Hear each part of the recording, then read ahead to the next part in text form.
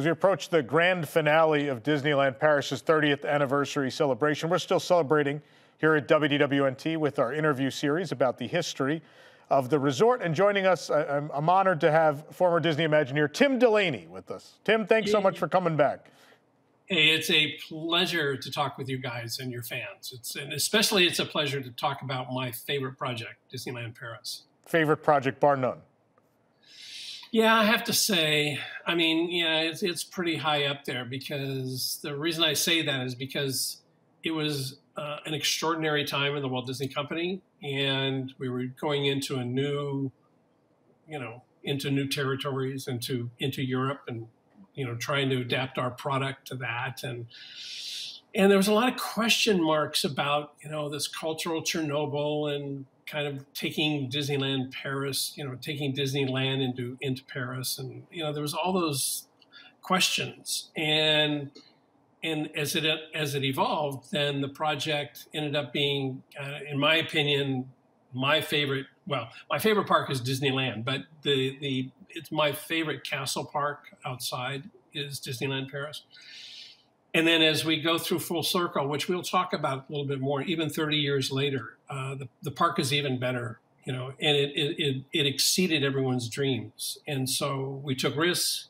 The design was right. We had a great team. It was an amazing time in the Disney company.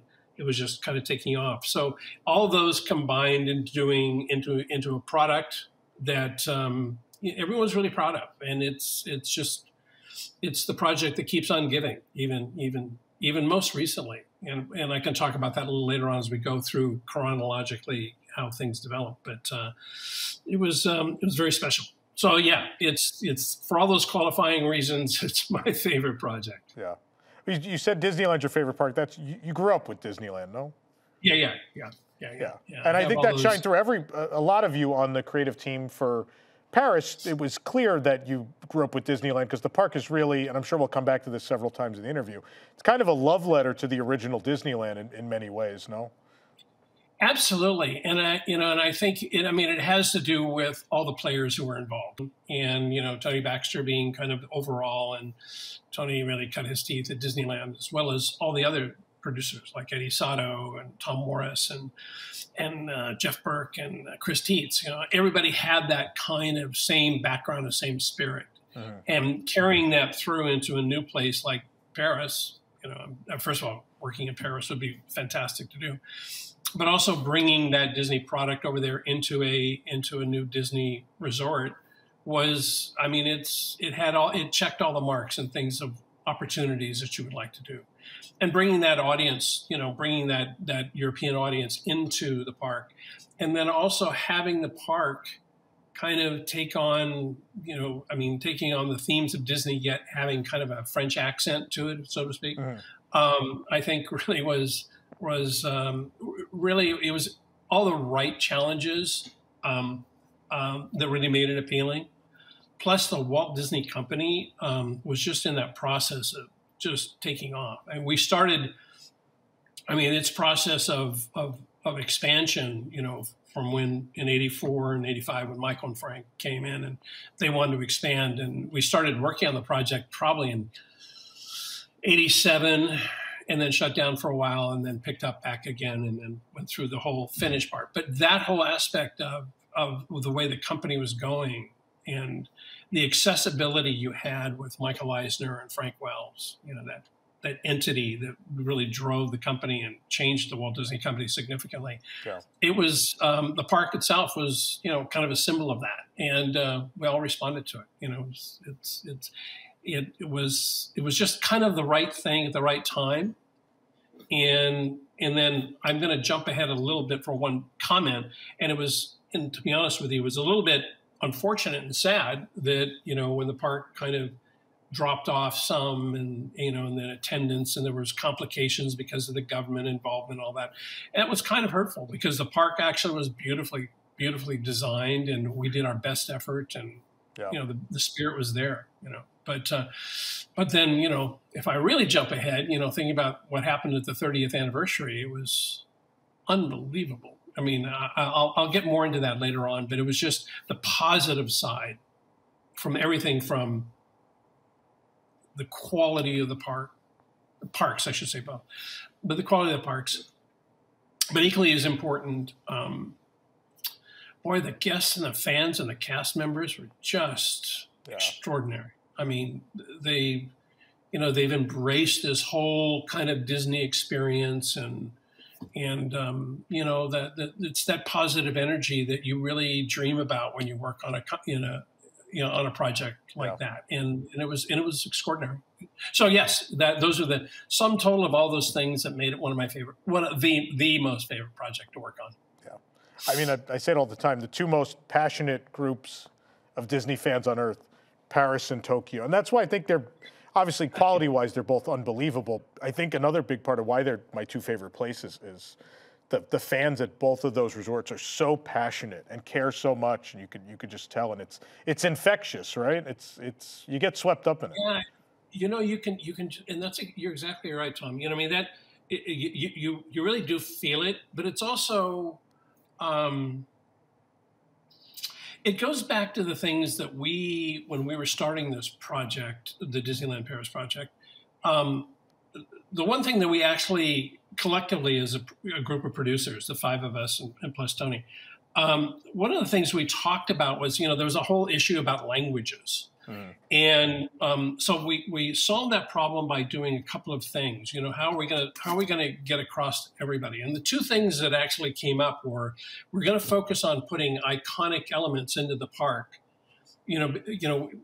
Pirate ships and skull rocks and rockets to the moon, and you create these things that speak a visual language. And then from the kind of more the other kind of side of what was talked about there in terms of how we communicate, and that was that we kept saying quality crosses over everything. You don't need to translate that one. People see a quality product. Just walking through the hotel, walking down Main Street, the work that Eddie Sato did on Main Street, especially not only from a design point of view, but Eddie, in my opinion, and this is my observation, that what Eddie did for the first time ever was really turned Main Street into a real land. Yeah. There were attractions and things like that. It wasn't just this shopping opportunity coming and going. He created a whole spirit of interest and energy, and with the arcades going through, there were elements to that. So that quality of just the general high quality of everything that was in the park, and it really showed. The money, the money was on the screen. Using an old entertainment cliche, it was there. And so when the people came in, they're like, "Okay, this is the real deal." And so I mean, and as I said, that's what made it so challenging. When you think about some of the problems that we had in the park, I mean, not the park, but with the hotels, and the stock went down in Paris, and it was like, hey, that had nothing to do with us. I mean, I remember for years people say, "Oh, you worked on Disneyland Paris. I hear no one's coming." Yeah. Well, that wasn't the case. But yeah, I think the company miscalculated on the hotels. Eventually, the hotels kind of reached their own point. But what was originally kind of a negative has ended up being a positive in terms of the hotels and opportunities for people to experience what the Disney experience happens to be. But the park was always great, So they didn't.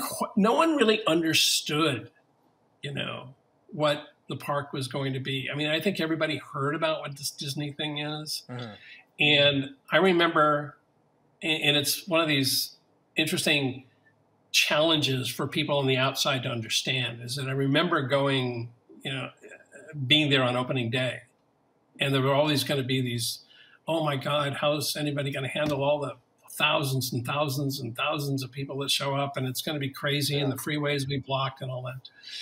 And I think we had 18,000 people on opening day.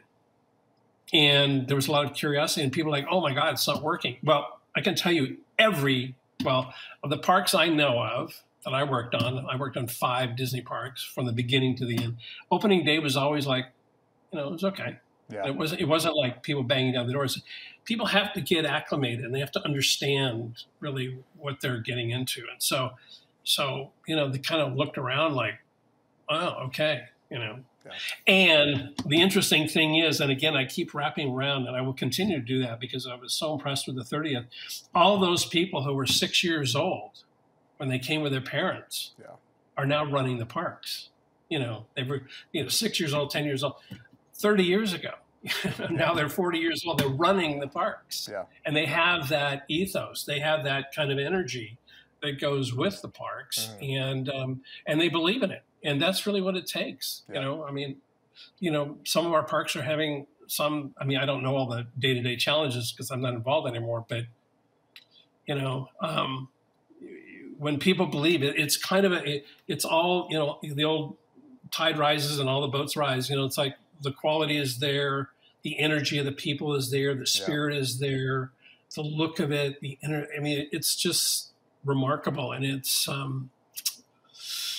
man, it was really, it was really touching, when you run into people who'd seen you, or, like especially the Space Mountain project, that's a whole other, deal we can get into, but, that had a big impact on the park and its popularity, and yet the exposure to the park. And so many people over the years, write to me, and it was like, this had the biggest impact on my life, and that's, I take it kind of like, well, thanks, but it was really the collective of the park. I didn't do everything in the park, but at least, but when you can have people who have fun and enjoy it, but then when you have people like, wow, I never knew that you could be a professional, whatever, fill in the blank, designer, architect, landscape person, whatever it is, and you could work in a business like this. This is such an American thing, and for us to take that over to that part of the world, and they just embraced it. And it continues. It continues because, again, in those days it was the true blue quality value where WDI is doing the best it possibly can to entertain you, and that was a spirit that was brought and fostered by Michael Eisner and Frank Wells. Yeah. So let's try to start at the beginning now. So you started, and we've interviewed you before, and we've talked about your roots because we did the Epcot event, and that's the beginning of your WDI career. So you go through that, you work on Epcot, Living Seas. So what is the road to Paris for you look like? How do you get involved in the project? Well, when it was first announced, I was in about 32 seconds. I was Tony's office going, I want to be on board here, And I also wanted to do, that was kind of an opportunity to do a greenfield, start from scratch concept for Tomorrowland. I was just Tomorrowland. If you remember the history of the stuff, I'm still, infused with the, man in space thing and being a big Tomorrowland TV, the TV segment of Walt's show. So, and I worked on the one Disneyland here, but, start from scratch and really rethink the Tomorrowland aspect of it. In a way, Tomorrowland is Epcot's another version of Tomorrowland because I only worked on Future World. I was doing concepts for that. But when the opportunity came up to go there, when I was younger or in college, whatever, my father worked for an airline, so I used to travel a lot. I used to pack up a bag and because I could fly for next to nothing, or really cheaply. So I spent a lot of time traveling in Europe and the Middle East and North Africa and all that. And I loved Europe. And of all the things, I remember spending a lot of time in Paris. I said, oh my God, if I could ever work here, it'd be just great, And it was an opportunity. And Tony was like, yeah, I'm happy to have somebody on board, So he was kind of like trying to find, trying to get people. But it was an easy sell, because people wanted to do it. But anyway, the idea of actually doing a Tomorrowland in Paris was like a dream come true, and my wife speaks French and, so it all kind of worked together. And let's see, I think my daughter had just been born 87. So yeah, it was like an opportunity for us to kind of, as a young family, go over there and work on the project. And so that was fantastic. I just love that. And then the other thing I can't emphasize enough, and that happens to be that there's and I don't know how many people talk about this, and I'm sure so many people have, and you've heard about it. But I mean, there was this energy behind the Disney company, and it was primarily driven by this two-headed, wonderful monster called what I used to call Michael and Frank. It's all one word, Michael and Frank. But that kind of partnership between Michael Eisner and Frank Wells, Frank is, Michael's great in his own creative way, and Frank was, he's my, pillar, of corporate management. Super smart guy, but very vulnerable and very curious and very, very sincere in his pursuit of trying to make the company as good as it could possibly be. And that partnership between the two, their involvement in it, and Michael loves architecture, so he likes to get architects on board. But Frank was always more the steadying force of the crazy ideas, and so that kind of yin yang of their relationship was really quite extraordinary. And so they were involved all the time. They were involved. We'd have weekly meetings, or especially later on when I was working on Space Mountain project. Frank would just, when I have a project, I have daily meetings, and in this case, I was doing it in the model shop, and Frank would just come in. I'd see him walk through the model shop. He'd come over and sit down on one of the tables, and he'd just listen. And I don't really like the idea of meetings in the morning, but I have what I call a huddle. I get everybody together, and I'm like, okay, this is what we're doing this week. This is what has to get done. Who needs what? You need to talk. Everyone, we got a presentation coming up. Everyone kind of, it's a kind of way of, I keep wrangling the whole project so people don't go drifting off for weeks. It's just like, you got to stay on track. And in those particular days, staying on budget was hypercritical. So Frank would come in and he would just sit down, and, I'd be into this thing for about 10 minutes or 5 minutes or 10 minutes, whatever it was.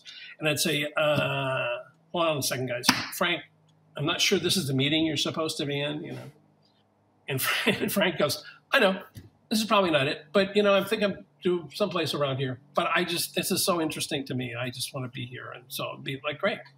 And that affects people significantly. There was a level of, I put a lot of emphasis on sincerity, and there was a lot of very sincere, how do we get this thing going? And if you needed a question, call me up, just come over to the studio, And, it was just extraordinary. I could do a whole, I will probably tell another Frank Wells story that I've told before, but it's just so amazing that when these guys who are involved, and immersed in completely, they were carrying on Walt's vision of how to do stuff great. How do we do amazing things, and with the intent of making the guests feel like Walt wanted to, really focus on the quality. And there weren't a lot of, it wasn't a lot about business, it was a different world there. Think 30 years ago, where attractions, those are the days, the big time attractions cost $90 million. That's way in the rear view mirror, but they had to deliver, and you had to stay on budget, and you had people who are on the teams. And again, I talk about the producers, and Tony and all that, but, cascading down from that on your depth chart, you had a lot of people who are really experienced, people coming, had come out of Epcot and had cut their teeth on that and knew how to do big projects. And the company, probably had 2,000 Imagineers in it, and you had really experienced people who had either worked in Tokyo or Epcot or any of the other individual projects, but this was going to be the next big one. So having the support of Michael and Frank and the management of Imagineering, it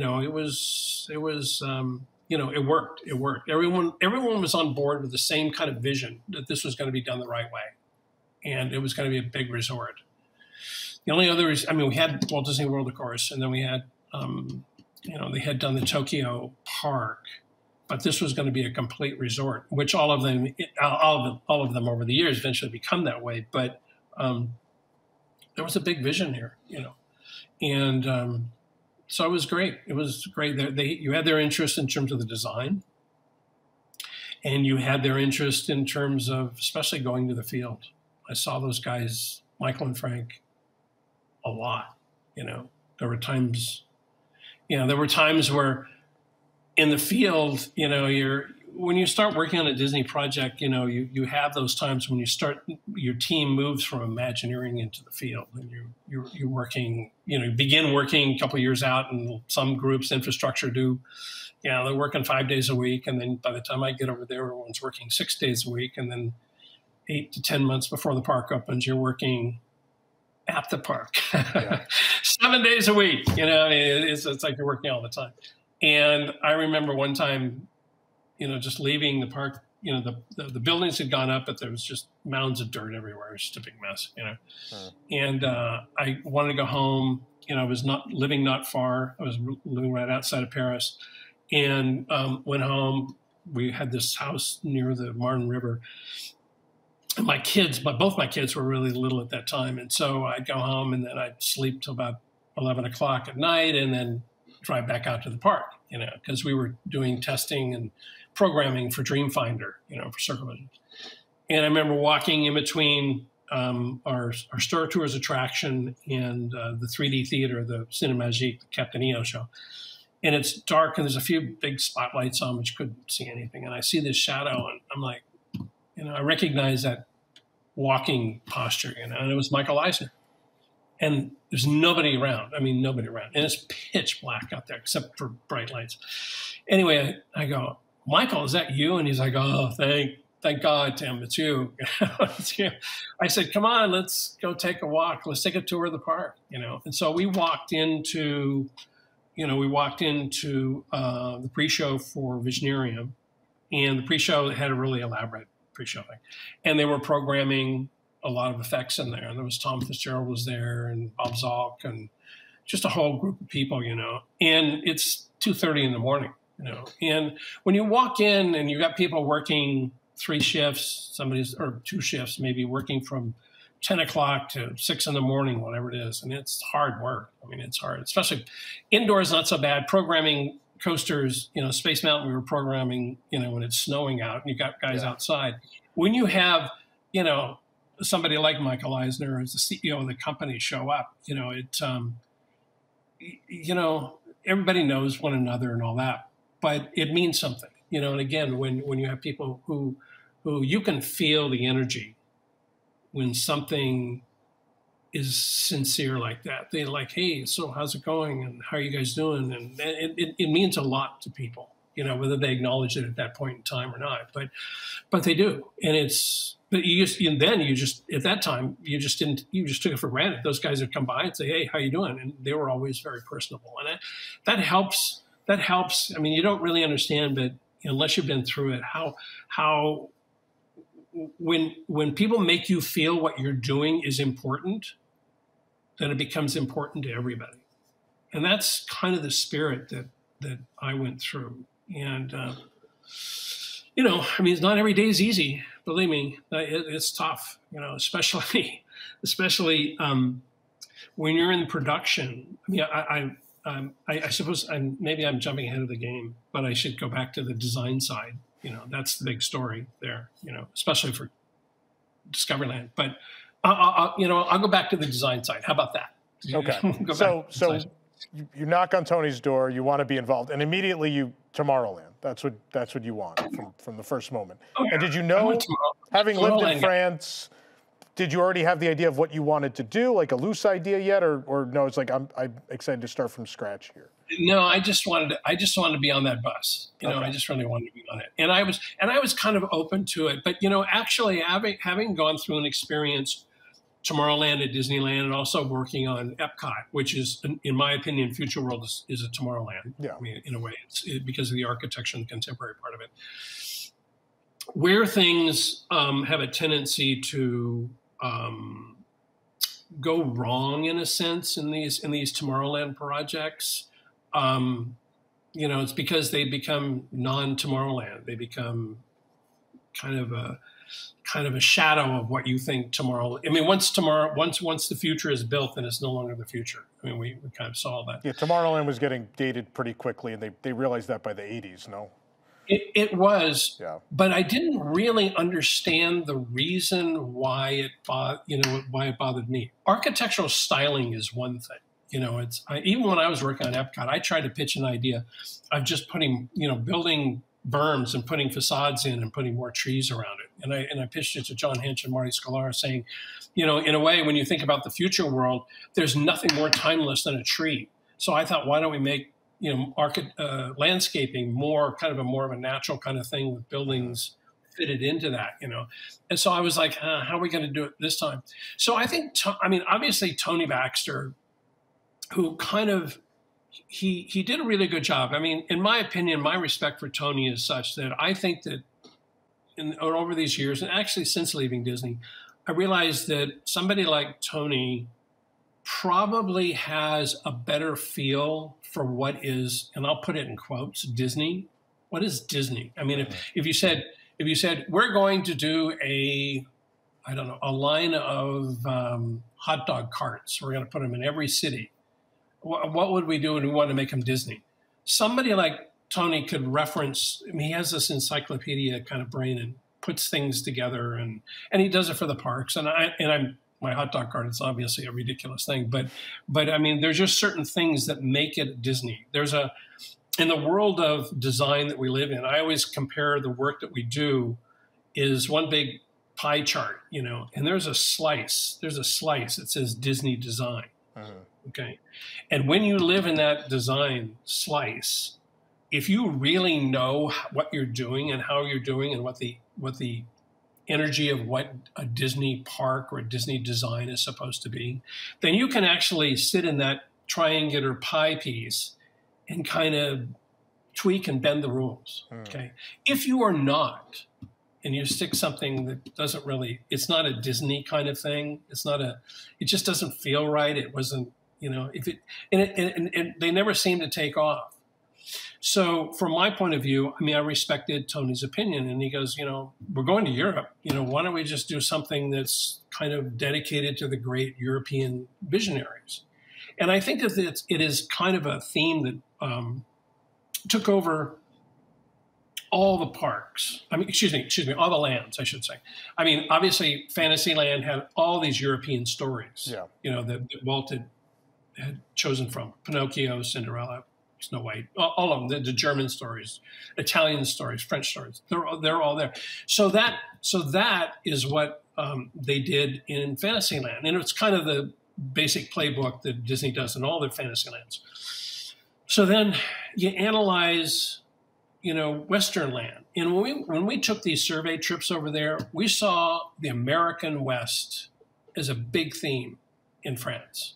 In Europe in general, there's always this kind of fantasy and a vision of what you see in the old West, in the West, what they call the Far West. There, as a matter of fact, there are millions of tours where people living in Europe can fly to Las Vegas. They get a big.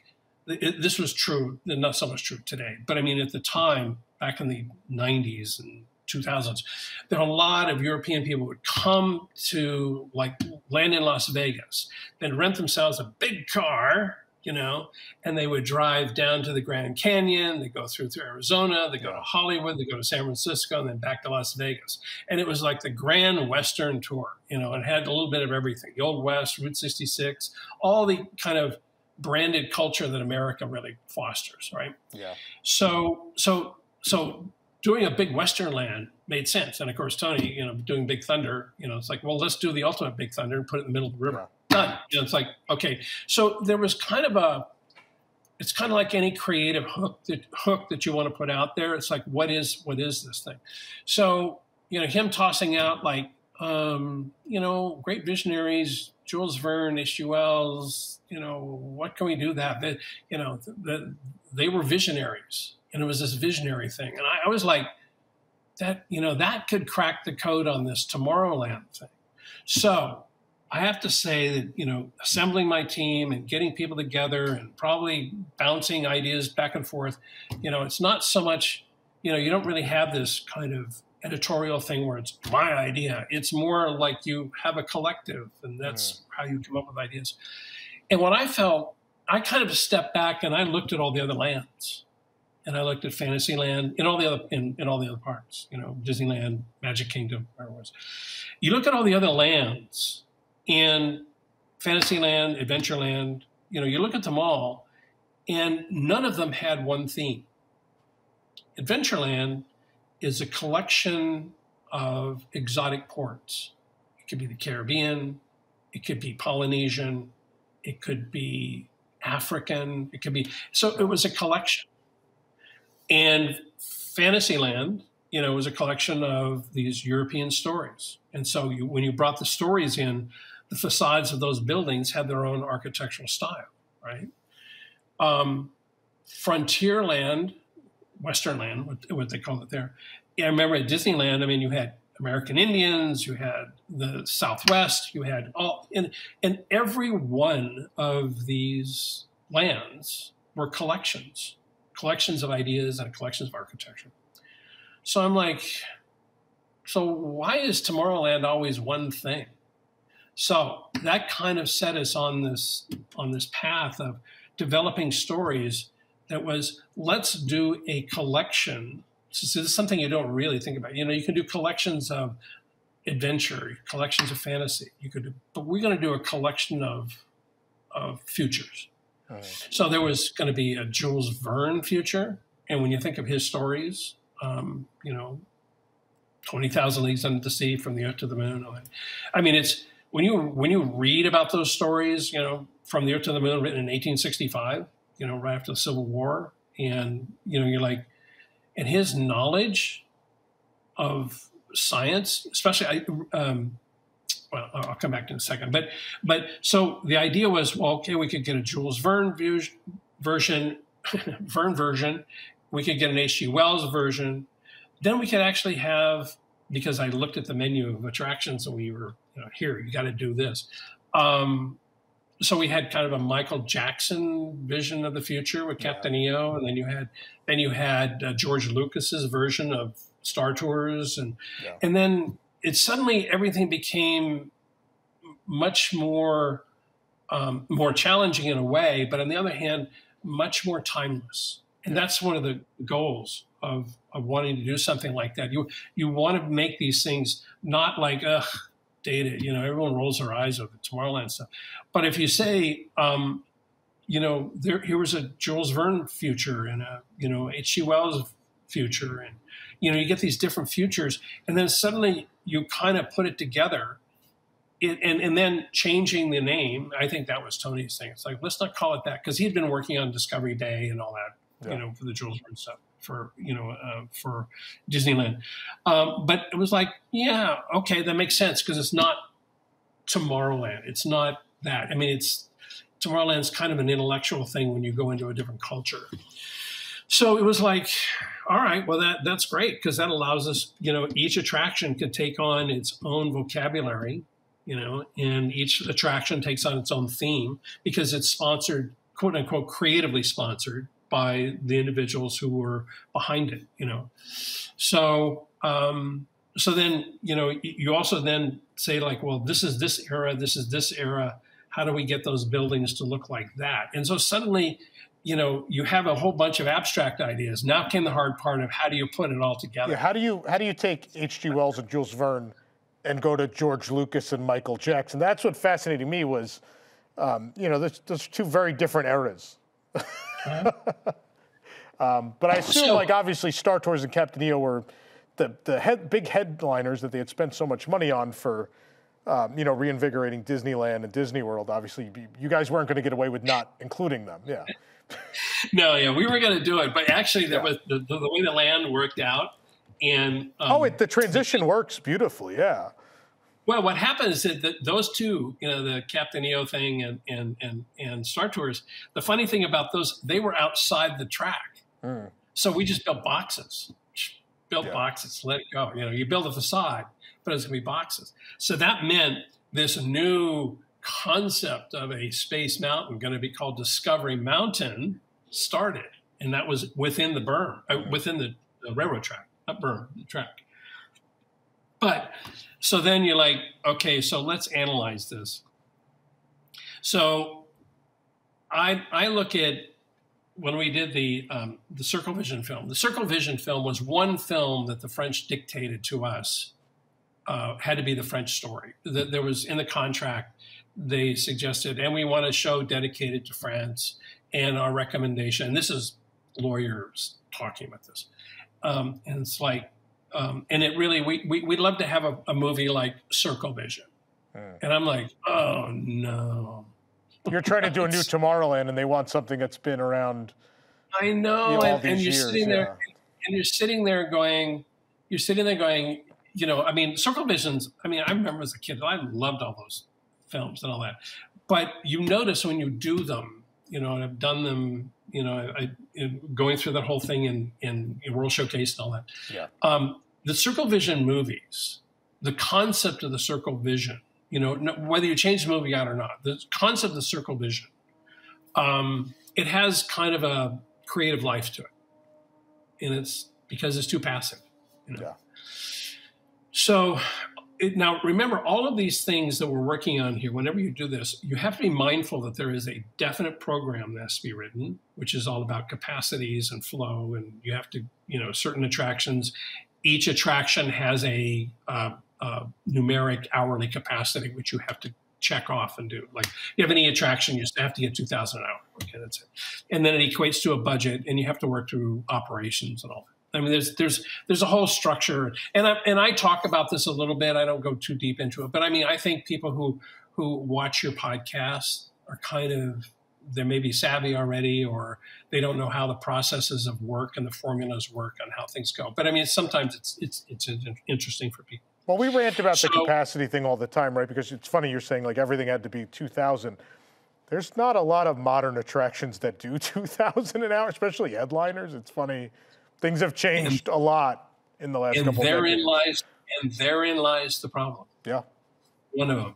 Yeah. Okay? I mean, I don't want to spin out of control. No, we won't go down that road. I just think, I think when you said, I'm sure there are people at home when you said everything's got to do 2,000 an hour or more, I'm sure there are people at home, they're like, wow, the ride I work at doesn't do that.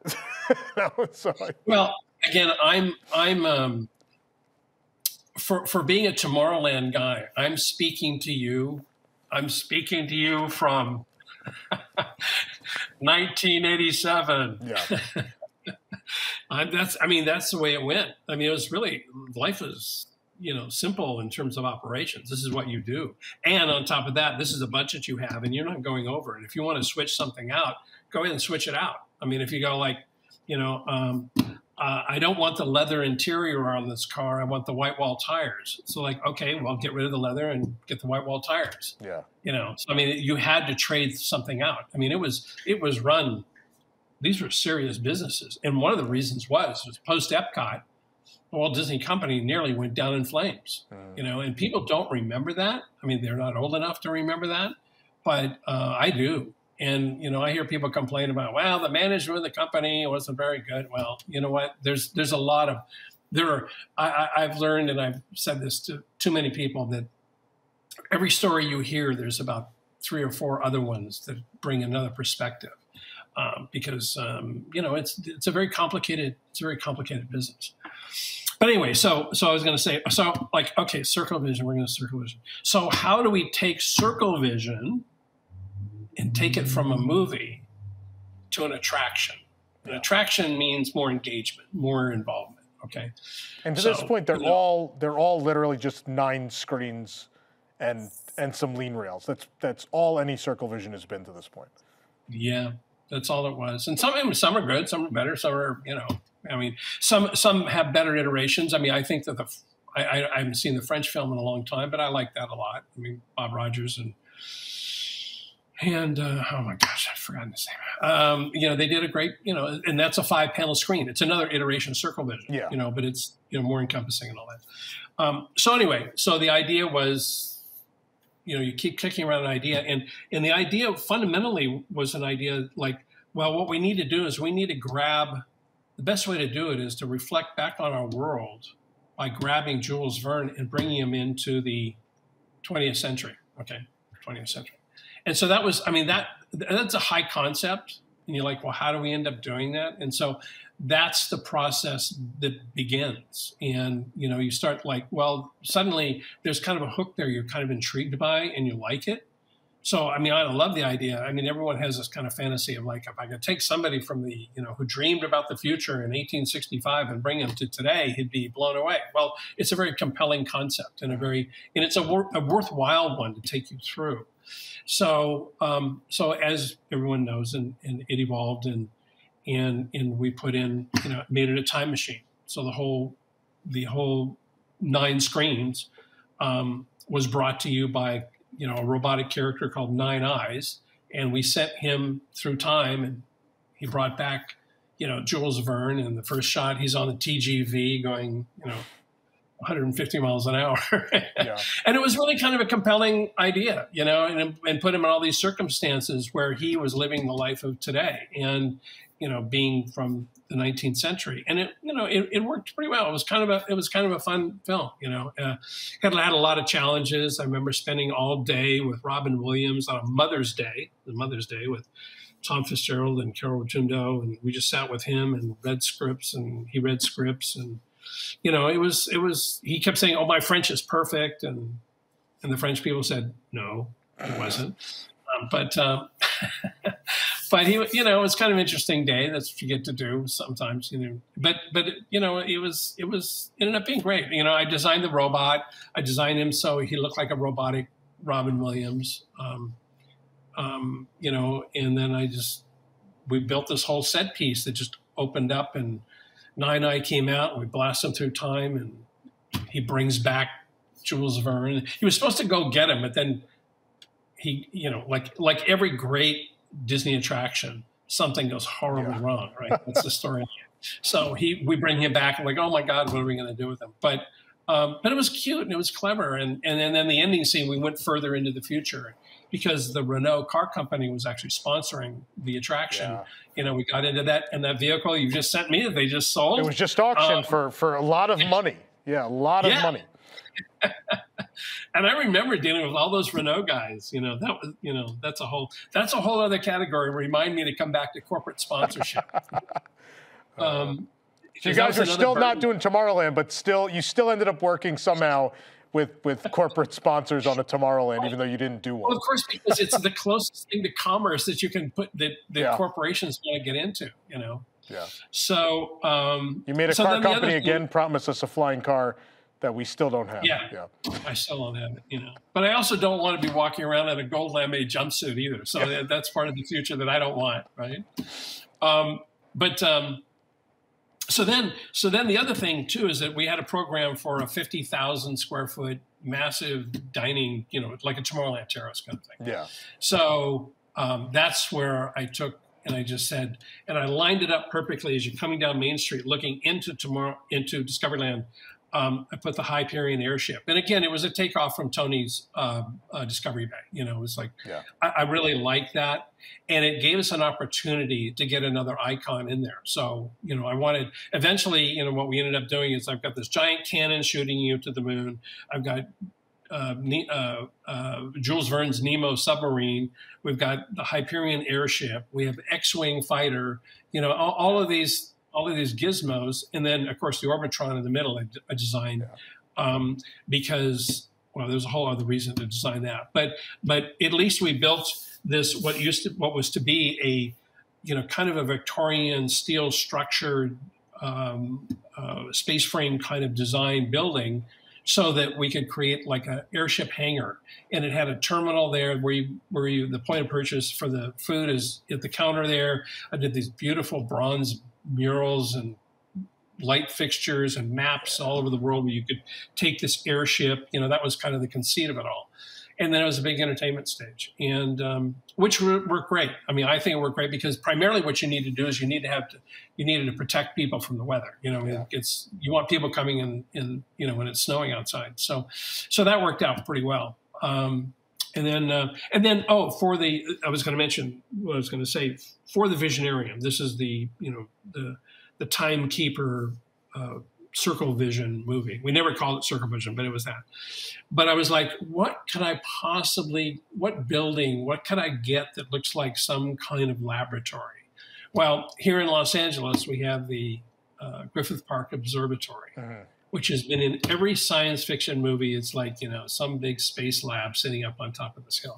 And I happen to love the building. Yeah. Okay? I mean, the building, everybody loves it. It's just that kind of deco-ish style. The domes are all copper patinaed and all that. So that looked like a space lab. And I put these spires out in front. And so, again, part of the overall theme of Discoveryland is not only from a story point of view and how that story relates to the experience and the attraction that you're going to go through, but I also wanted the buildings themselves to continue this theme of timelessness quality to it. So in that way, I did use kind of more of the warm metals, like coppers and bronze and brasses. Yeah. The Orbitron looks like it's this big kind of Leonardo da Vinci armillary sphere or a planetary model, so you're flying around it and all that.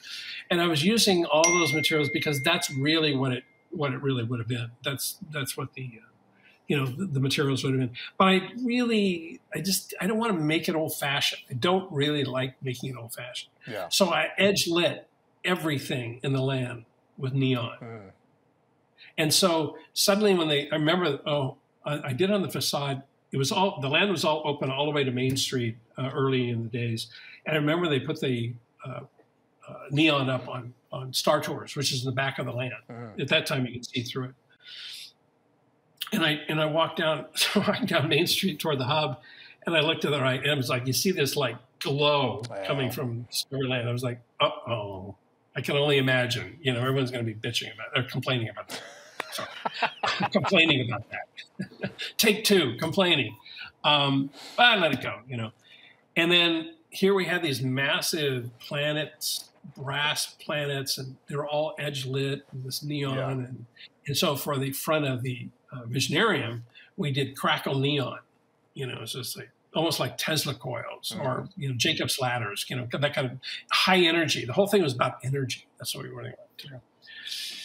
So then, so as you go through these kinds of things, you're always looking you kind of want to get your own architectural and landscaping and rock work vocabulary. That's what you want. Everybody really wants that, So an example of easy to understand is when Tom Morris was doing the castle. If you looked at those Ivan Earl paintings, his rock work was very stylized, and the trees were all cut as blocks, and, cut as cubes and all that. And so Frontier, Westernland, I should say, had more kind of a Southwest sandstone kind of quality to it. And, Adventure did too. So I thought, well, what are we going to do here? So, again, going back to a Jules Verne story, whether it's Volcania or I know there's a couple of his stories which were kind of, even in 20,000 Leagues, there's volcanoes, and you have these kind of rock formations that have a discipline to them. There's up in Mammoth Lakes, there's a place called Devil's Postpile, which is a lava formation that cooled and split. And it's kind of hard to explain, but they're in hexagon columns, pillars, and there's a when you look at rock work, you can have really rough form sandstone rock work, or you can have rock work that has kind of a quality to it. And the kind of discipline that you see in organic materials are very crystalline. It's a kind of crystal shape. So that's what we did. I did all these rock work, all this rock work that was kind of pushing towards the center of the land, because that's what was going to be the basis of this new Discovery Mountain that was coming. So now we have, and then also the trees. You have your own vocabulary of trees. You pick trees that are different than anybody else, and it's like different architecture and different lighting schemes or different paving. Every land really should have its own vocabulary of all these components. So that's what we did. And then late in the game, we brought in an Autopia, And when you think about Autopia, and I'm thinking about future cars, I'm thinking, you know, what do you relate to? And it's really basically in the 1930s when they had those Popular Mechanic magazines, and there was like, you could start in New York and drive all the way to Los Angeles without getting off the road, you know. And so we kind of took that styling theme for the Autopia. So, and we did billboards along the way, and it was like, you know, dreams of the future and flying cars. And that it kind of took that Popular Mechanics, Popular Science kind of book cover or magazine covers and took those themes, you know. So I didn't know Autopia came in later, so that's not on the original menu for the land? Well, I mean, well,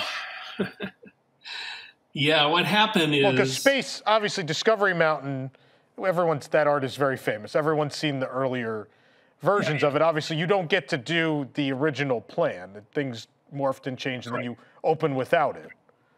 Correct. So, well, what happened is, I mean, and you're right, the natural progression was that in the middle of this land was going to be a 100-meter diameter mountain, 330 feet. It was going to be bigger than Space Mountain you have in Magic Kingdom, right?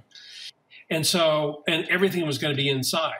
And it was all the attractions were going to funnel into this like a massive, like, I don't know, shopping center, if you will. But everything, you could go and stay inside all year round, you know. So the submarine was inside there. The ride was in there. The ride was up on the up part of the cone. And then you had the Nautilus submarine. Then we had a couple of different attractions that were shooting you, a geyser shooting you to outer space, and a vertical launch ride and all that. Yeah. But around the base of it was going to be all this rock work, and so it was going to be great. So what happened is that was the plan, and so when I designed the land, I designed it so you came in, you saw the airship, you saw Visionarium, and then you saw this path, and there was this big berm with planting on it, and these kind of Jules Vernean kind of light fixtures. They're all made of bronze and metal and all that, and they were sitting on top of this hedge, on top of this berm. Excuse me, on top of this berm. So it's like the intent was, all because we didn't have this major attraction in here, I designed it. And again, I got the whole team behind us, like, how do we do this? And I started designing these things. And you always want the lands that you're working on to look finished. Yeah. It doesn't look like, oh, there's a big hole over there. Oh, sorry, our way, pardon our dust. Here's a construction pit. No. It was like, no, we're going to make it finished. It has to be finished. So there was a period of time as we were just beginning construction that especially Frank Wells and Michael, they came over and said, we're worried about the park. We are worried about the park. We don't think we have enough capacity. We think the park is going to be a home run. So we're going to give Imagineering $200 million to build more stuff. So it was like, okay. So of the 200, I got 120 of it. Oh, wow. We built a Discoveryland station for the train. We had money to put in to do the Nautilus walkthrough. Yeah. And then we had money and then there was other things that were still kept falling short. So Marty Sklar had meetings with Tom Morris and with Tony Baxter, and they said, how do we get more capacity here? So Tom talks to me about it one day, and I go, well, I got an idea, And what happened is, if you imagine how I have to draw with my hands. The train, as I mentioned, Star Tours was perpendicular to the train. It was really close to where the station was built. So it was like the individual simulators pods went out. And when we opened, we had 4 simulator cabs, that's what we had. So I had designed this thing so it pushed the service road way to the outside. So I said, well, I don't know, let me come to your meeting and maybe I have a suggestion, So my suggestion was, and they were like, how do we get more capacity? And I said, well, what we did is we have 4 simulator bays, 4 of them, right? But we left enough room to put 2 more Yeah. which adds you more capacity.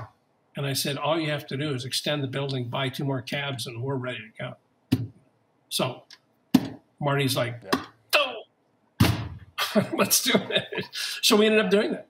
Which would have matched the MGM Studios Star Tours was the one that was built. Obviously, Disneyland didn't have the room, and then MGM did the 6 cabs, and Correct. And what happened is you knew that Star Tours, because of where Star Wars and all that was at the time, and especially in these parks when you go into it, like when I did Hong Kong Disneyland's Tomorrowland, initially the park all tipped to Tomorrowland because they want contemporary attractions. Okay. Same thing happened in, 94, 93, 94. So we just added those 2 more cabs on, and it was the net cost to do that was relatively minimal. You're just like, it's like, I got 4 rooms and now we're going to add 2 more. You just keep pouring the foundation, and we did it at the right time. So, and all they do is get a couple more cabs. And, I'm making it sound like it was easy, but the fact is we didn't have to build new attractions. So of the 200, we did that. We built we built the train station. And I think that there was money definitely set aside, $90 million to build Space Mountain over there, or Discovery Mountain. I was like, we can't build it. We can't do the one we want to do for that. And then that's when the Autopia came in. So I told my guys who were working on this, I said, okay, I took a site plan and I said, we're going to run Autopia behind Main Street. What we're going to do is I'm going to say, see this? You can do anything you want, but here's a red line. And you have to stay out of that red line. You can push it all behind Main Street. Do it, it doesn't matter, And the problem with the Autopia, which people don't know, is that, the number of vehicles, the area for maintenance area and holding the vehicles is a lot. It's a big space. You've got 150 cars. So anyway, we would design this whole thing, and it's so funny when you have a green field. And it looks like you're cheating it. You're trying to get the thing to fit into a tight space. And it was a kind of virtual line. I said, do not cross over this line. Just don't cross over the line. Because you can't forsake what you're doing today for what you want to plan to do tomorrow. So that's what because I said, you got to stay out of the way of this. We're going to put Space Mountain here. We're going to put the Nautilus here. We're going to put the Nautilus show building over here.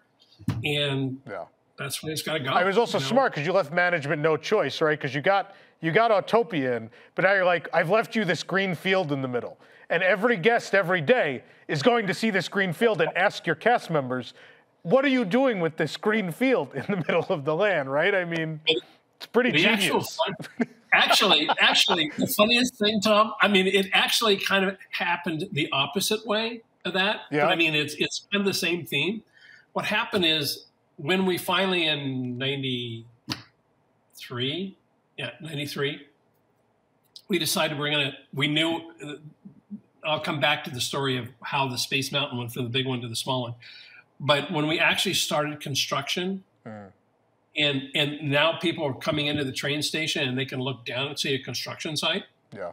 They were like, well, wait, where did this land come from? They didn't know where it came from because it was behind this bird. And suddenly you scraped it all, and it was like, oh, looks like somebody. So I haven't seen a lot of photos from that period before Space Mountain. So was there like a hill? It was. Yeah. Okay. Yeah. If you remember, did you go over there in the early days? No, my first trip was 2018. Much later. Luckily, the park hasn't changed a whole lot, thankfully. But. Really? I think it's a blessing, but let's save that conversation for another time. Well, let's just cut to the chase here, because I bring it up to people all the time, and I know the answers. I know the answers, but we opened Space Mountain in 1995, and that was the last major attraction in that park. Yeah. Well, they made sure to take out Visionarium, though. So. Yeah. Well, I mean, in terms of expansion, don't. Oh.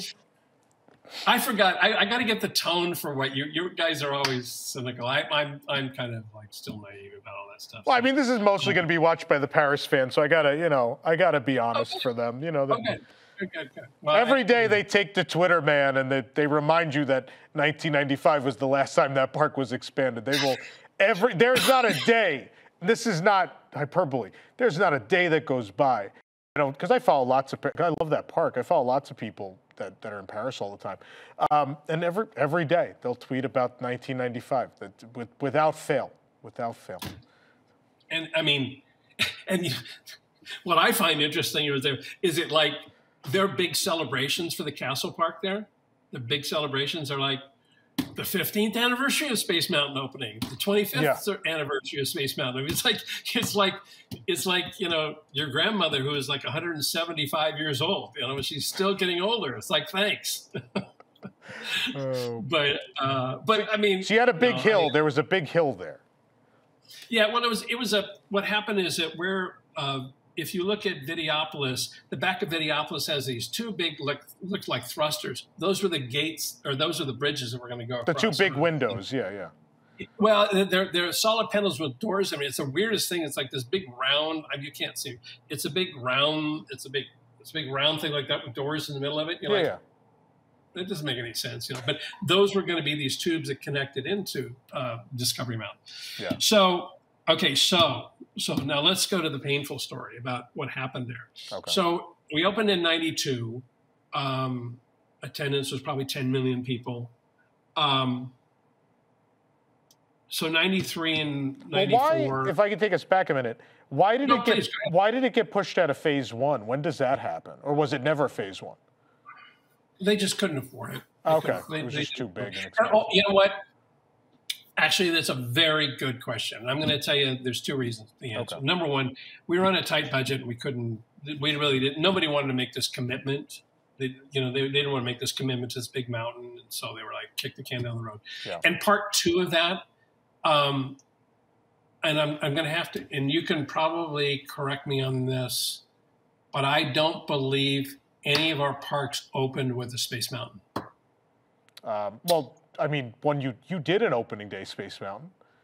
No. Hong Kong. Well, in Hong Kong. Not to that point, yeah. To that point, no. But I mean, to your point before about like the construction wall, I mean, Magic Kingdom opened with the construction wall. We didn't finish Tomorrowland in '71. We left. A majority of that land was blank space. They just didn't know what to do. So we opened without like half of Tomorrowland even there. Oh, okay. All right. So that was what they said was going to happen to Discoveryland. They said, well, if you can't make it, you can't make it. Let me tell you something. I got there. Okay. I was there on opening day. Our land was the only one. Our land was the only one that had all its contracts closed out. Okay. Everything was finished. And there were no, there was no civil action or no legal action afterwards. We got it all done. But the Space Mountain wasn't there. And so, but I mean, go back to Magic Kingdom in Florida there. That Space Mountain, when did that open? January of '75. Okay, so there you go. So that was a precedent. They said, well, we've never had a Space Mountain on opening day anyway. It's our next big attraction coming, is really what they promoted it to be. So then what happened is it allowed them to kick the can down the road. And once after '92, when they did 10 million a year, then, in '93, I think, Eisner was complaining that, I don't know, they were having problems with the French and they weren't making any money because they had their debt to pay to them, and et cetera, et cetera. And so then I get these rumblings, and there was an executive running the project over there, a man by the name of Mickey Steinberg. Mickey was just brilliant. I love Mickey. He's kind of like a General Patton. He was a real military intense kind of guy, but he was immensely fair. I mean, he if you didn't want to mess with him and you didn't want to tell him something was untrue, but I'll tell you, if you really knew what you were doing, Mickey would back you. But I mean, he wouldn't give you anything. He wouldn't, but he would listen. He would say, like, that whole thing about trading something out for something else, that way you could get to him. And what happened is that Mickey every month would go from Glendale to Paris, and he would kind of supervise construction. He was tough. He's a tough military guy. Yeah. I mean, tough guy. Those project update meetings we would have, and you sit in a room with probably 50 people in there, and it's this long, skinny table, and Mickey's right across from you, and you're sitting with your project manager, and I'm the show producer, right? And you go through this inquisition, and they track how much you're doing, how much you're costing. If there's any problems on your land, what do you do? What do you do? What do you do? And my project manager, nice guy who's since passed away, man, I don't know. He and Mickey just didn't get along. So I did all the talking. And I'd look right across at Mickey and I'd say, this is where we're at. This is what we need. And then came the subject. Of corporate sponsorships. Wow. Now, when Disneyland Paris, and I mean, Tom, you have to keep me on track if I'm staying on, but I mean, I'm actually on course here. I'm staying on track because I'm trying to go sequentially, you know. And so when Disneyland Paris opened, I think that they had 9 corporate sponsors. Okay. You know, it's the usual kind of ones, Coca-Cola and all that. So Discoveryland had 7 of those sponsors. I had BNP, IBM, Mattel, Renault, Philips, Kodak, and Coca-Cola. Yeah. Right? I had all those. Each one of those had their own little mini shows. Each one of them could tell their own stories in their pre-shows, whatever it happens to be. And so I'd go into these project update meetings and I'd say, well, you know, Mickey, we've got to leave out some space here because corporate alliances. And he'd pound the table. I don't care about, you know, corporate sponsors. And so then, my next one, this happened one time. And the next time I came back, I said, well, sorry, Mickey, I'm not going to bring it up to you because I know how you feel about corporate sponsorship. No, he says, no, Tim, I think you should respect this. And I'm like, something happened with him. So what happens is corporate sponsors were bringing in $250 million. Now, it doesn't sound like much today, but it was a lot of money at that time. Yeah. For, you know, and that helps underwrite the entire park. And, you know, and that's kind of the lifeblood. I mean, Walt Disney started that with, you know, World's Fairs and all that stuff. So there were some anxious meetings and, you know, I don't know if I could tell this story, but these guys know Mickey's. Well, anyway, so we had a meeting one time. Marty was sitting in this meeting, and Mickey was there, and there was a man. I won't mention his name. There was a man who was in charge of corporate sponsorships, corporate alliances, you know. And so Mickey was like getting really angry because the construction was behind schedule and all that. And he says, and this guy who was in charge of corporate alliances says, well, you know, you just got to make sure you get all this corporate stuff done, you know. And Mickey goes, I don't care about this, you know, corporate sponsorships. You know, we got a park to build. We got to do this. So this man says, well, if you don't, then I'll just give Frank Wells a call and tell him, you know, you don't want to support. I heard that. I thought my heart was going to stop. I mean, I thought, oh no. And I'm like backing away. And Mickey has a stack of papers, and he doesn't say anything, okay? And I'm like, it was like a Tex Avery cartoon. Yeah. I mean, and he comes up to this guy, and he's literally, he like takes this piece of paper, and he slings it the length of the table. Coffee cups go flying, Marty ducks, we're all moving. Wow. And he gets about this far from this guy's face, and he is telling him his opinion.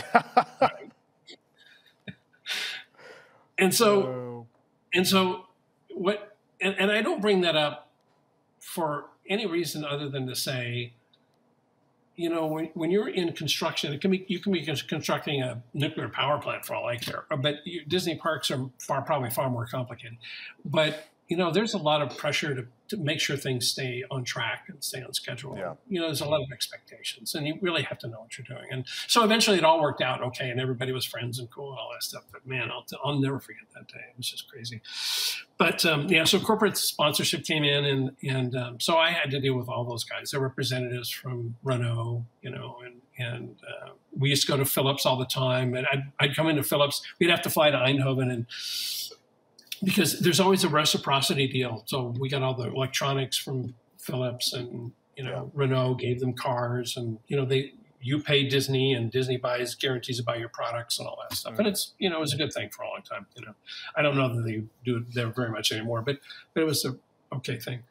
So then as I'm leading up through 93, the attendance starts dropping off. It has a lot to do with, the business arrangements with Disney and the government in France, and I think France did really well, but Disney was, it's still, they couldn't own more than 50 or 49% or whatever. Yeah. So the park was, kind of fading away. And in Europe, what happens is if you're going to schedule your vacation, you have to plan that vacation a year in advance. So people are like, well, we're not going to plan our vacation for next summer to go to Disneyland Paris. It may not be open. And Michael was threatening to close the park and all that. So I'm like, oh my God. All right, so fine. So anyway, the park is open. Finally, the park gets open, and everything. It's like I said, the attendance was pretty good, and but people still weren't getting it.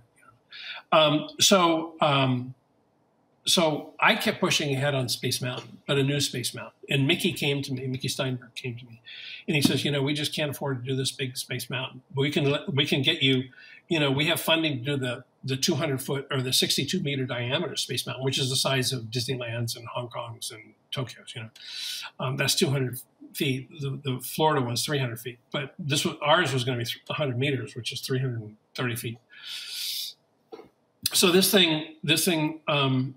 So I said, well, I'll do what I can. Do what I can. So I started working with our ride engineering group, and I told them what I wanted, and I must have been, I wasn't really. I kept pushing. I have to say, and I hate to admit it for all those who are offended by this, but I never loved the 3-lift Space Mountain like one at Disneyland. Click, click, click, click, click, click, click, click, click, click, click, click, click, click, up to the top. And then it's a fun ride. There's no question about it. It's a good ride. But it was like, come on, Jules Verne, from the Earth to the Moon, right? We're a rocket, and they have catapult launch systems that can do this. Yeah. They have that. Montezuma's Revenge at Knott's, and it just shoots you down a track into a loop and then come back in the loop and back in the station. That was it, right?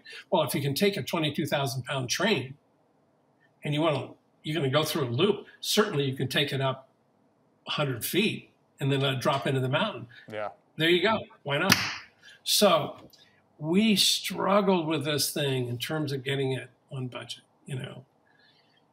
but we were running up against the schedule. And so finally got it. So, okay, we knew what we wanted to do. And we'd go to these project update meetings. And the one project update meeting I go into, the last one, it was like so shocking. And I'm there with my project manager right there. And this was in Glendale. This was at WDI. And I sit down, everybody gets in their place. You can cut the tension in the room. There's a lot of, it's all hands on deck, all project management, all your schedulers, all your estimators, everybody is there. So, if you say something, Mickey will go, hey, what did he just say? Is that right? And you're like, but I always got along with it. So, because I never lied to him. And so anyway, so I start to speak, and Mickey goes, stop. He said, right across from me, he's like, stop. I don't want to hear this anymore. I come in, I hear this every month. You guys are, your budget 90. It bumps up to 94. You come back in and you hack it down and you do your thing and you're working on it and you get down to 91 and then we go back again. It bounces up again. I'm sick of that. I'm sick of it. I don't want to hear it anymore. I'll tell you what I'm going to do. I'm going to the studio today, this afternoon. I'm signing the authorization for a Space Mountain. It's going to be $90 million. I don't care what Space Mountain you put in it. Makes no difference to me. All you have to do is you have to adhere to the program. I need at least 2,000 an hour. You have to make sure it's reliable, okay? And don't go over budget, okay? Now get out. Go. Get your team to go. We're done. I don't want to talk about this anymore. Finished. I walked out and I'm like, high-fiving the team. No problem. Let's just get going. And we had a really good, Doug LeBlanc was my project manager. We had a really great team on this, and everybody get caught in the spirit of how to do something like that, to do that. So they would come back to me and say, well, you've designed this thing. We think we could get an off-the-shelf Temcore dome, a Temcore dome, which you see like over over reservoirs and all that. And I'm like, ugh. And so how are we going to do that? Well, it'd be cheaper, and then we can actually build the cylinder around and put the ride in, put the roof on top, and we can do it faster. We can do it. We can do it stay on budget. So I said, okay, I'll agree to do that if you'll let me decorate the mountain, put on top, put all the stuff on top. Yeah. So we did that, and we built it in the berm. Built that what we call the tuna can all around the base of it. Put this structure up, put the ride in, and built the whole thing all around it. And then we put all those panels that you see on it, and it looks great. To me, I mean, it's just, and we got the, I love putting our guests on stage. So whether it's the Orbitron spinning around, so you're in the middle of the land and you're part of this kinetic sculpture, which is an icon, which is also a ride. You're in the middle of it. Or, this cannon firing up the side of the mountain. You can see the guests like, wow, they could do that. I want to do that. Big cannon boom, all this, recoil and steam and all that stuff. It's like, yeah, what could be better? Right. So we did it. We did it. I can't believe to this day we actually did it. I wish some of the effects were still working as much, and I wish everything that was mechanical was still working, but it wasn't engineered correctly. So one of the reasons, and here's another one of these truisms. When you do a Tomorrowland, usually what you have is big major attractions that everybody wants to go into. They're usually the biggest and the best and all that. It's traditionally that's what it was. I mean, I'm not talking about Pirates or Big Thunder. Those are different kinds of things. But the problem happens to be all of these big major attractions are inside buildings. There's no kinetics. There's no energy in the land. Okay. So I'm like, okay. So we devised this whole Orbitron thing that sits in the middle of the land that everything rotates around. It's got an architectural look to it. It's got as I said, it's this whole kinetic thing that's working. And at least then we built the Autopia. But it was below ground, so you could see the cars going through. So you're trying to get some more energy in the land. I mean, you can do lighting effects, but when you build lands that don't have kinetic energy going with them, they're not very interesting. Okay, there's not. I think it's a lesson that could be learned better, these days. So then we built the mountain, and so the whole thing is under construction, and it's looking great. I'm traveling there all the time. I'm traveling 7 to 10 days. I'm either in Los Angeles or in Paris, back and forth. So as it gets closer, and this was the most funniest, this was the beginning of how things changed, in my opinion. So we're getting close, and Philippe Bourguignon, who's president of Disneyland Paris, he's calls me up. He goes, and he's nervous. He's really nervous, because Michael's talking about closing the park, and yet at the other hand, we're building this major attraction. Yeah. So he's like, what am I going to do? How am I going to do? And he goes, okay, I have 125 bankers. We're going to get them all in the ballroom over at the New York Hotel. And they want to talk about our finances and all that. And they're all coming in with their suits and briefcases and all that stuff. And he says, I need you to go and talk to them. I need you to make a presentation. Yeah. So I'm like, sure, because I've ridden the ride.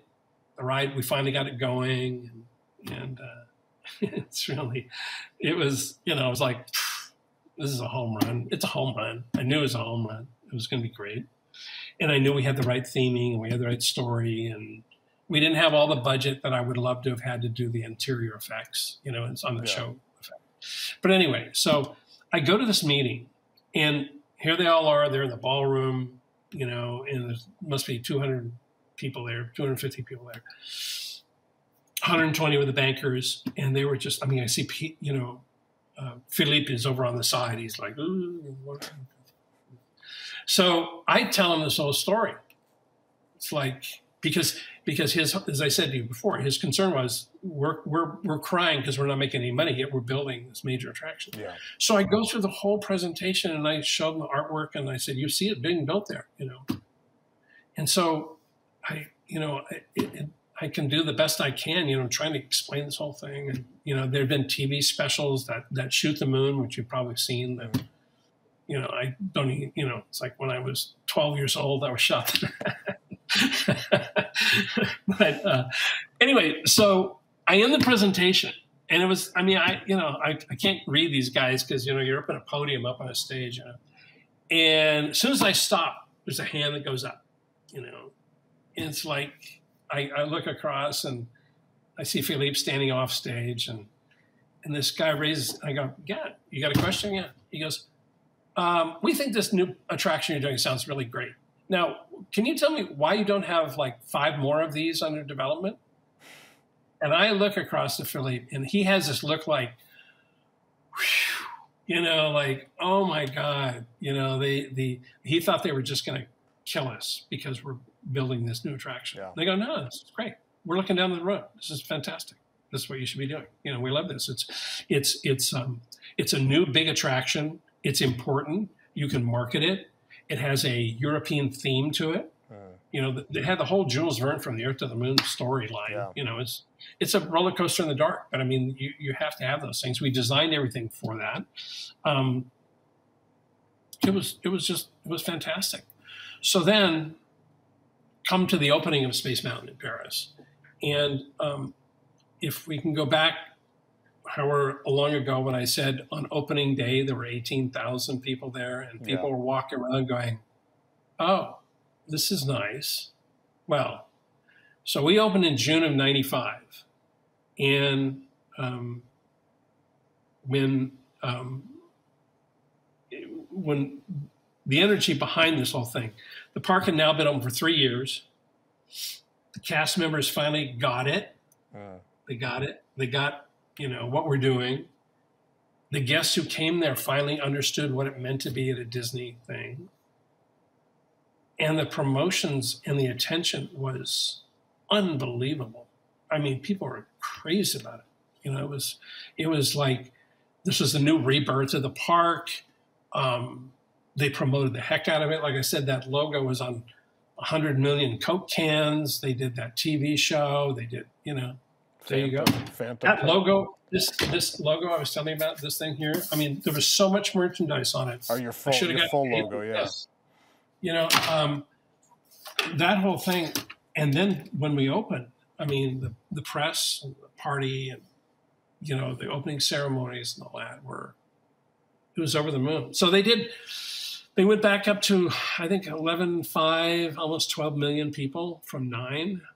So, you know, and we came in, oh, by the way, here's the punchline. We came in at $89.7 million. Under budget. Under budget. One of the greatest attractions ever built in the history of Disney parks. That's arguably saved Disneyland Paris and also defined an era of roller coaster design. It still arguably defines it today. It was the first. That's wild. First roller coaster. I mean, I know there were these catapult attractions before. Yeah. I admit that. But it was the first one that was first started a roller coaster with, and now everybody does launch systems, you know. So yeah, it wasn't ubiquitous at that time. Yeah. No, they were. You know, it was kind of a. I mean, I just can't believe somebody didn't connect those dots. You know, I like, why not just fire this thing and get it up? You know, if you can get it up there, why not? Then the rest of it's all, pardon the expression, downhill. I mean, it's just, I mean, it's not that simple. But in that ride, you know, when we were doing programming of the ride, they kept there was a variable, the launch speed. If you launch it really fast, then the top speed, you know, you've got to scrub speed off as you go through all the brake zones, you know. So we they'd slow it down so they could manage it, you know. And I was like, it's too slow, you know. But anyway, the last time I rode it in April, I thought, oh my God, it's too fast. I mean, the show is, they have a, you know, we had the Jules Verne show in there, or the, you know, kind of a takeoff on the Méliès thing. And with a projection on the V lift and all that. But now it's all taken out to Star Tours. And you talk about, you get requests. I mean, it slowed down up to the 30th, but I mean, I get people, can you bring back the original show and the original music and all that? And I mean, I didn't get to see it, so I would love that. That'd be great. If only there was like an anniversary coming up in like, I don't know, 2 years. You know. Yeah. Well, let's go ride it together. We'll go over there together. That'd be fun. We should go do that for the anniversary. We should go. Yeah. Let's see you there in June of 25. June of 95 or 2005 or 25. I would go back to 95 if you got timekeeper there. We can go. Well, speaking of what you said, I mean, so I got after I came back from the opening. And I sent Michael some Space Mountain hats and all that stuff. And so I have that card saying, thanks for saving Disneyland Paris, so that's Michael, a nice thing. From Michael. Yeah, the envelope was empty after that, like, they didn't let you take the 300K that you were under budget. They didn't. No. But it was a real tribute to, I mean, our engineering group did a fantastic job. I mean, everybody who was involved. Yeah. We had a fantastic engineering group that figured out the catapult launch system. Yeah. Working with, I think, did Vekoma do the ride? I think Vekoma did do the ride, the track. Somebody else did the catapult launch system. But it was a great team, but everybody was working on something that they believed in. Yeah. And it was new technology. This was also the first one with onboard audio. Yeah. Tom Morris had been using his Walkman in the 80s and 90s. Excuse me, 80s and 90s to do ride through Space Mountain at Disneyland. So. So like, hey, how do we fight to put this in? And what you do is that's another process when you go through and you get your budgets for things, your show budgets. What do we have to put in here? Well, my number one was the catapult launch because it was going to be different. Yeah. And it was a launch system that fit the story. Because the Jules Verne story from the Earth to the Moon was, these business guys came up with it. Businessmen in 1870 or whatever it was said, we're going to shoot a bullet to the moon. And that's what we did. In Jules Verne's story, they never really get to the moon. A lot of people remember the Méliès film with the bullet going into the face, all that stuff. Yeah. But that was kind of a takeoff on Jules Verne's story, but it really wasn't the one. But Jules Verne, the more I read about him, 2 years ago, I found a book in an old bookstore in a 1935 edition of 20,000 Leagues Under the Sea. And I read it, and I do a lot of work with Dr. Robert Ballard, the man that found Titanic. And so I know a lot. I've been on expeditions with him. I know undersea stuff. And the vision that Jules Verne had in terms of undersea exploration and all that, and what they knew about the undersea ocean is quite remarkable for being in the late 19th century. I mean, it's really quite amazing. I mean, that's where visionaries really pay off, and where that, that's where the value of understanding how visions, take place. It was great. So, the Space Mountain Paris was, it was a winner all the way around. And a lot of people still respond to it. Yeah, I mean, that's another, for every one of those 95 tweets, there's always that hashtag bring back the moon. So to where Paris had to respond a couple months ago and say, like, there are currently no plans, just so you know. Yeah, I mean, actually, when I wrote it in April for the 30th anniversary, I just think, their show Inside the Mountain is just turned all the lights off. Yeah. It's super dark in there. I think it's too dark. I think you need to see, when you see, a spiral coming, because you go upside down 3 times in that ride. And it goes, it's fast. If people have never ridden it, it's twice as fast as any other Space Mountain. It goes 55 miles an hour. No, it's a big boy coaster, right? Like, I think the other Space Mountains, sometimes you could qualify them as like a family coaster. I don't think I would qualify the Paris Space Mountain as a family coaster. It's not. Yeah. It's not. And I'm actually, when I wrote it last time, I was like, "Whew, man, is it faster than I thought, or what?" Yeah. But what I think is the problem is that you don't know what's coming because it's so dark in the mountain. You get disoriented. Before we had lighting, and you could see those asteroids. We built the asteroid in the middle of the loop, so you could see that lit, and you could see you're going to go upside down. So you kind of prepare for that. Yeah. And I think people need to do that. When I did the coaster down at DCA, again, when I talk about Disney design, you can get away with almost anything if you stay within that pie shape thing. Well, that I was even more gentle with that. That ride is, when you get a major ride, this is what I learned. We have a major attraction, thrill type attraction. You really have to focus on the one big, what's your big trick pony? And then you get one kind of trick puppy after that, And so that ride, Space Mountain Paris, the launch clearly. And then when you drop in, you run around the whole mountain, you're going pretty fast, and you're going fast. But it would be better if you could see more stuff in there. I wish we could see. I mean, they turned this. I mean, the Star Wars theming. I get it. I understand all that. I just wish the show was better. I don't care if it's the original show or Star Wars show, but I just think that if you had some of those sets that are already built in there, and we could do projection mapping on them.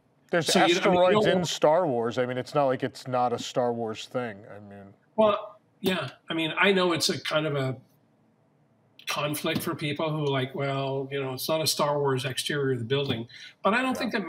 I think if you made a show where the visuals and the projections, there's the difference happens to be in Space Mountain Paris that you have columns going through the roof to hold up that ride. Okay, hold up the catapult launch. Right. So, it isn't like you have a free span like, Disneyland does. So, but I think that there's clever ways to make it, even though it's fast, it's not so hard on you so you can prepare for it. I mean, that's really the key. That's the only way I can possibly explain it. I've never walked off of that Space Mountain without a mild headache. I mean, again, I've only been since 2018. But we still do it because I think it's so cool. I just love the launch. Yeah, I wish the cannon worked, but yeah, wish it recoiled and all that. So you were saying there was some. You alluded a little bit to some finance and some engineering. So what is the real story of why multiple effects either stopped working or went away? Because obviously you had the cannon launch, but there was a bunch of effects inside the mountain too. There were sparks and all sorts of things that. Yeah. I'm trying to figure out which politically correct answer I can give. What it gets down to, it has to do with popularity of the ride. It has to do with how the parks are doing. I mean, let me put it in the most positive way. When you look at, remember the first time I rode Space Mountain in Tokyo, and it was probably late 80s, 90s, something like that. Okay, and that attraction was pretty old. It was pretty old, but it was like riding in the finest restored automobile you've ever seen in your life. Like a 1940s car. It's perfectly restored. Because when parks have success and they make money, then they don't cut money on budgets, on maintenance. And I don't mean safety maintenance. I'm talking about show maintenance, right? Yeah. A lot of times in if a ride is running, ops just keeps it running. Half the effects can be out. And look, I could complain about it, and you can complain about it, and it's unfortunate. But the fact is that there's a reality of these places, and sometimes we over design, and and in my opinion, I think, you can make attractions overly complex, which makes them their runtime. We were talking about THRC, but there's also another issue of how often is it running? Is it a downtime of 2%? Yeah, nobody cares. If it's a downtime of 15%, people care. Yeah. It's you got to keep it going. So it's a fact. I mean, there's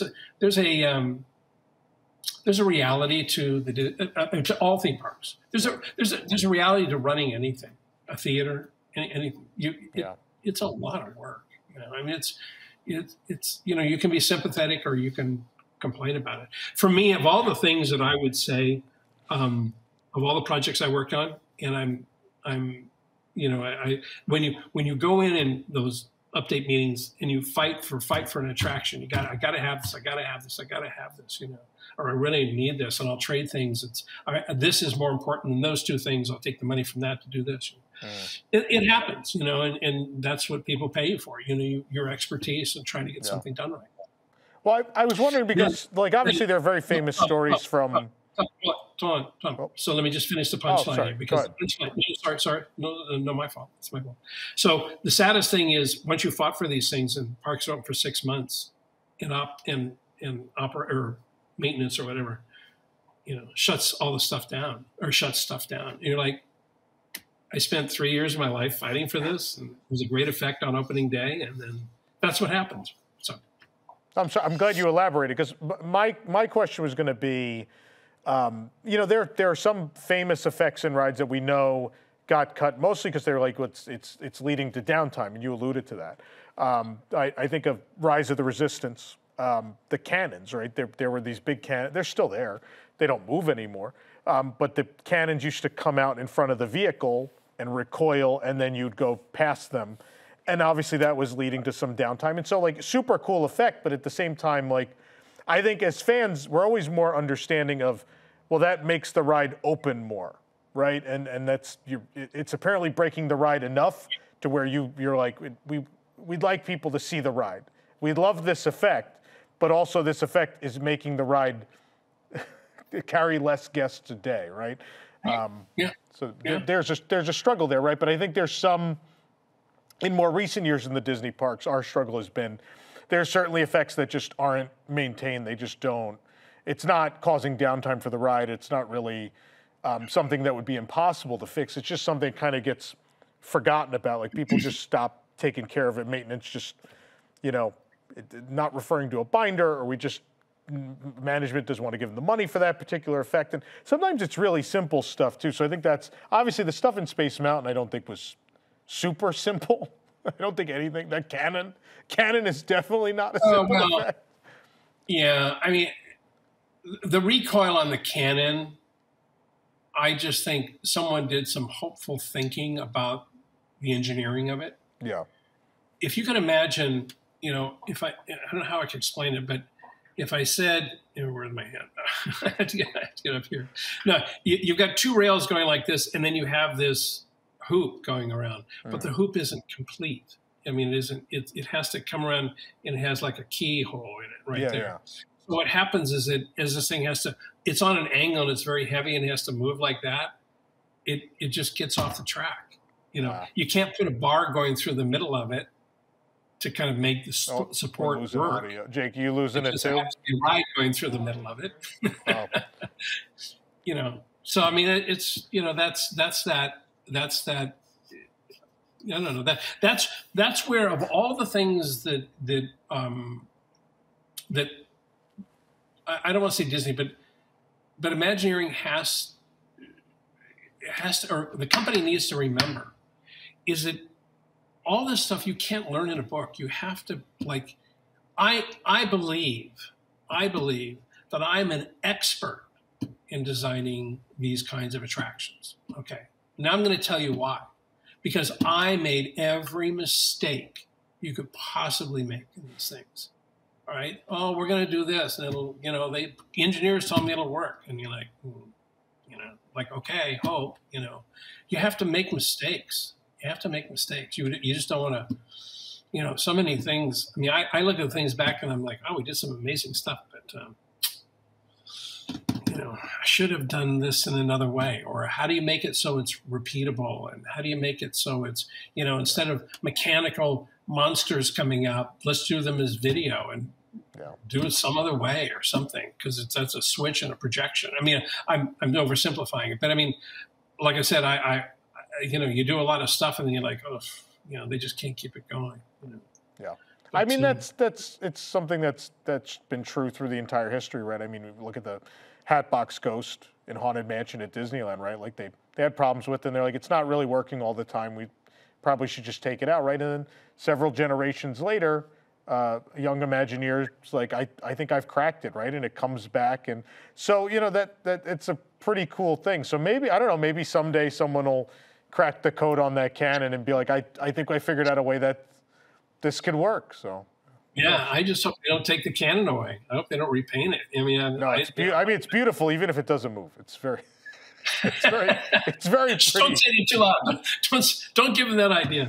Oh, boy. Well, you're the one that's saying they should lean into the Space Mountain or the Star Wars overlay more.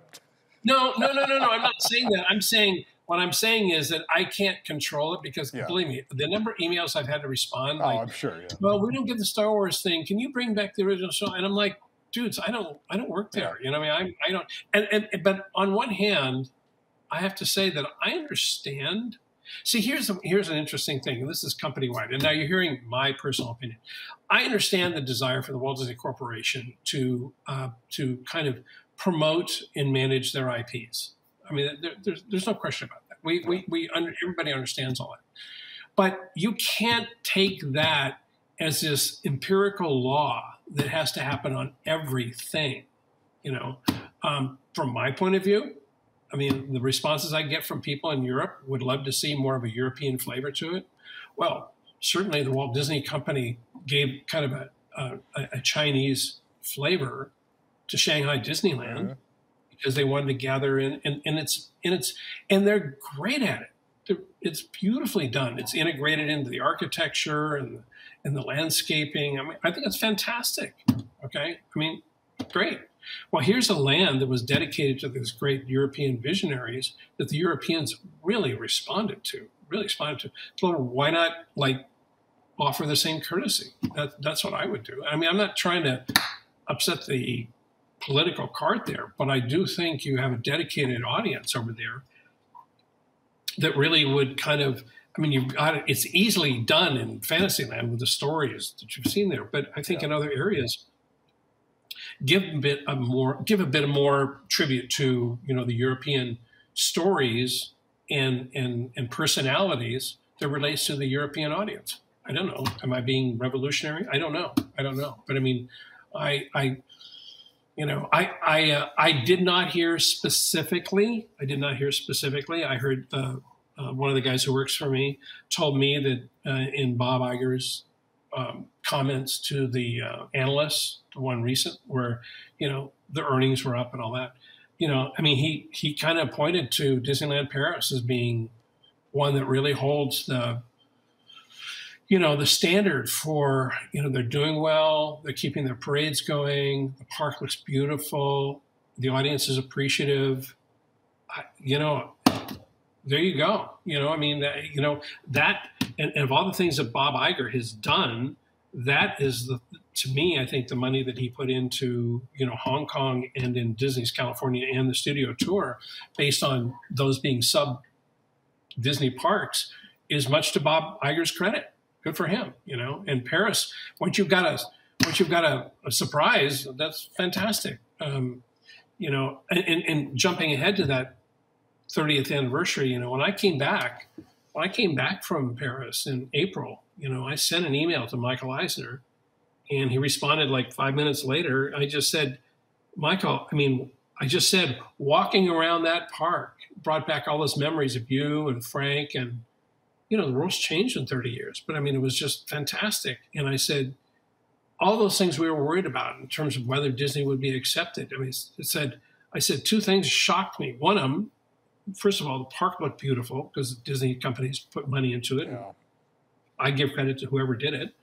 And the second part is the guests, the fans, the cast members are totally embracing the Disney ethics and spirit and all that. And it's everything connected to that. And I think I said, think of all the questions we had and think of all that, how's this all going to work? And I said, oh, by the way, we were staying there and, you know, the Disneyland Hotel was shut down, but we, you know, it was under renovation, but we were, you know, we stayed at the Newport, and that park, I mean, that hotel, it's got 1,200 rooms, and every room was booked. Yeah. Booked.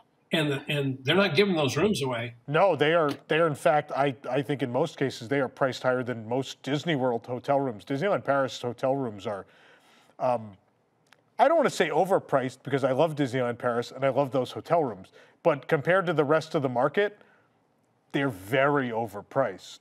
But they're constantly full now. Constantly full, and we're walking around, and my wife was up, in our room, and I'd go down to these meetings and meeting up with Tony and Tom, and over at the Marble Hotel, which is one of my most favorite hotels, by the way. The old Michael Graves Hotel. And I see these families. Everybody's got Disney gear. The little girls are all in princess outfits. The guys are Buzz Lightyear and Woody, and families are having a great time, and they're spending, I don't know, $900 a day, a night, something, I said to Michael, who would have remembered that? But I mean, it isn't just that the hotels are successful and the parks are not. Across the board, you go into that World of Disney store, the two of them that they have there in Festival Disney, man, you can't even get through. The place is jammed. It's like, don't ever take that for granted. Yeah. Don't ever take that for granted. I mean, you can lose, man, I'll tell you, you can lose audiences. I mean, I think they know, right? I mean, it's been a long, hard journey to this point, right? I mean, financial success and a lot of it in the last, couple of quarters. I don't think that's lost on anyone there. I think everyone's been in that fight for some portion of the last 30 years. And so I think, I think it's a very exciting time there, right? And it's now that there's actually profits, the hope is that Disney will invest even more in what's there. Well, I mean, certainly, I know. I think you and I spoke a little bit about this. I mean, the studio tours where they keep pouring their money in. They keep pouring the money into it, and I understand it because it, as they tell me over there, it desperately needs it. They don't need to put it into the Disneyland park. The problem happens to be that,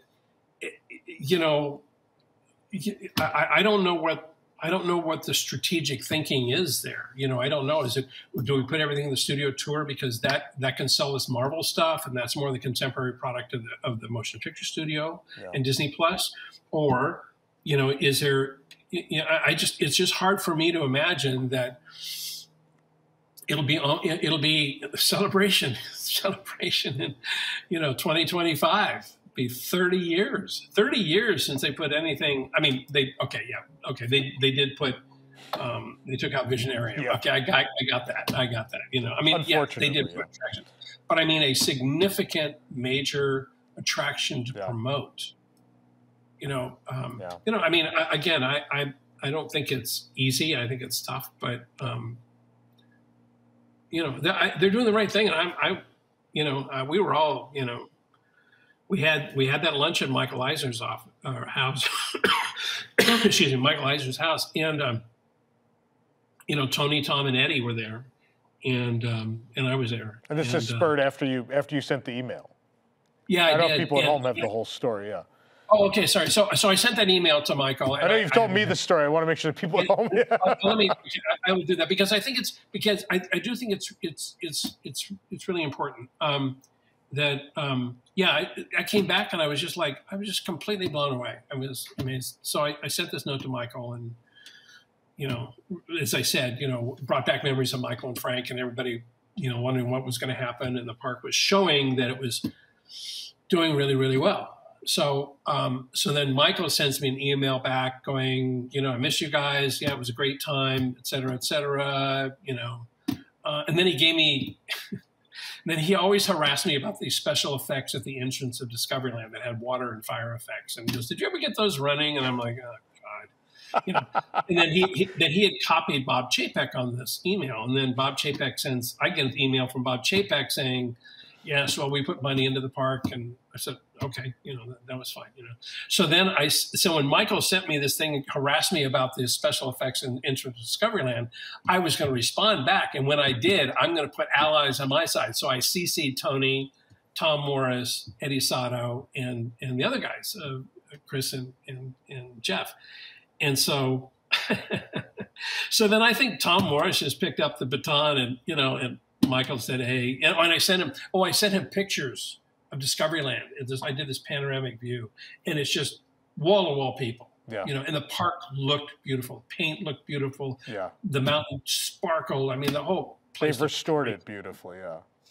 Yeah, it really looked fantastic, And so Tom, I think, picked it up, and eventually he's the one that made like, hey, we had to get together for lunch, and then we eventually went to Michael's house, Michael Eisner's house, and it was great. We had a 3-hour lunch, and we just talked about, mostly about those days and what was going on, and how the concerns we had, and then the park was very successful, and I said, whatever they're doing over there, and I said my experience was that all these young kids grew up and now they're managing the park, and they brought that with them, and it's reflected. I mean, I get it sounds like they're making money, and people were excited, and as you were saying earlier,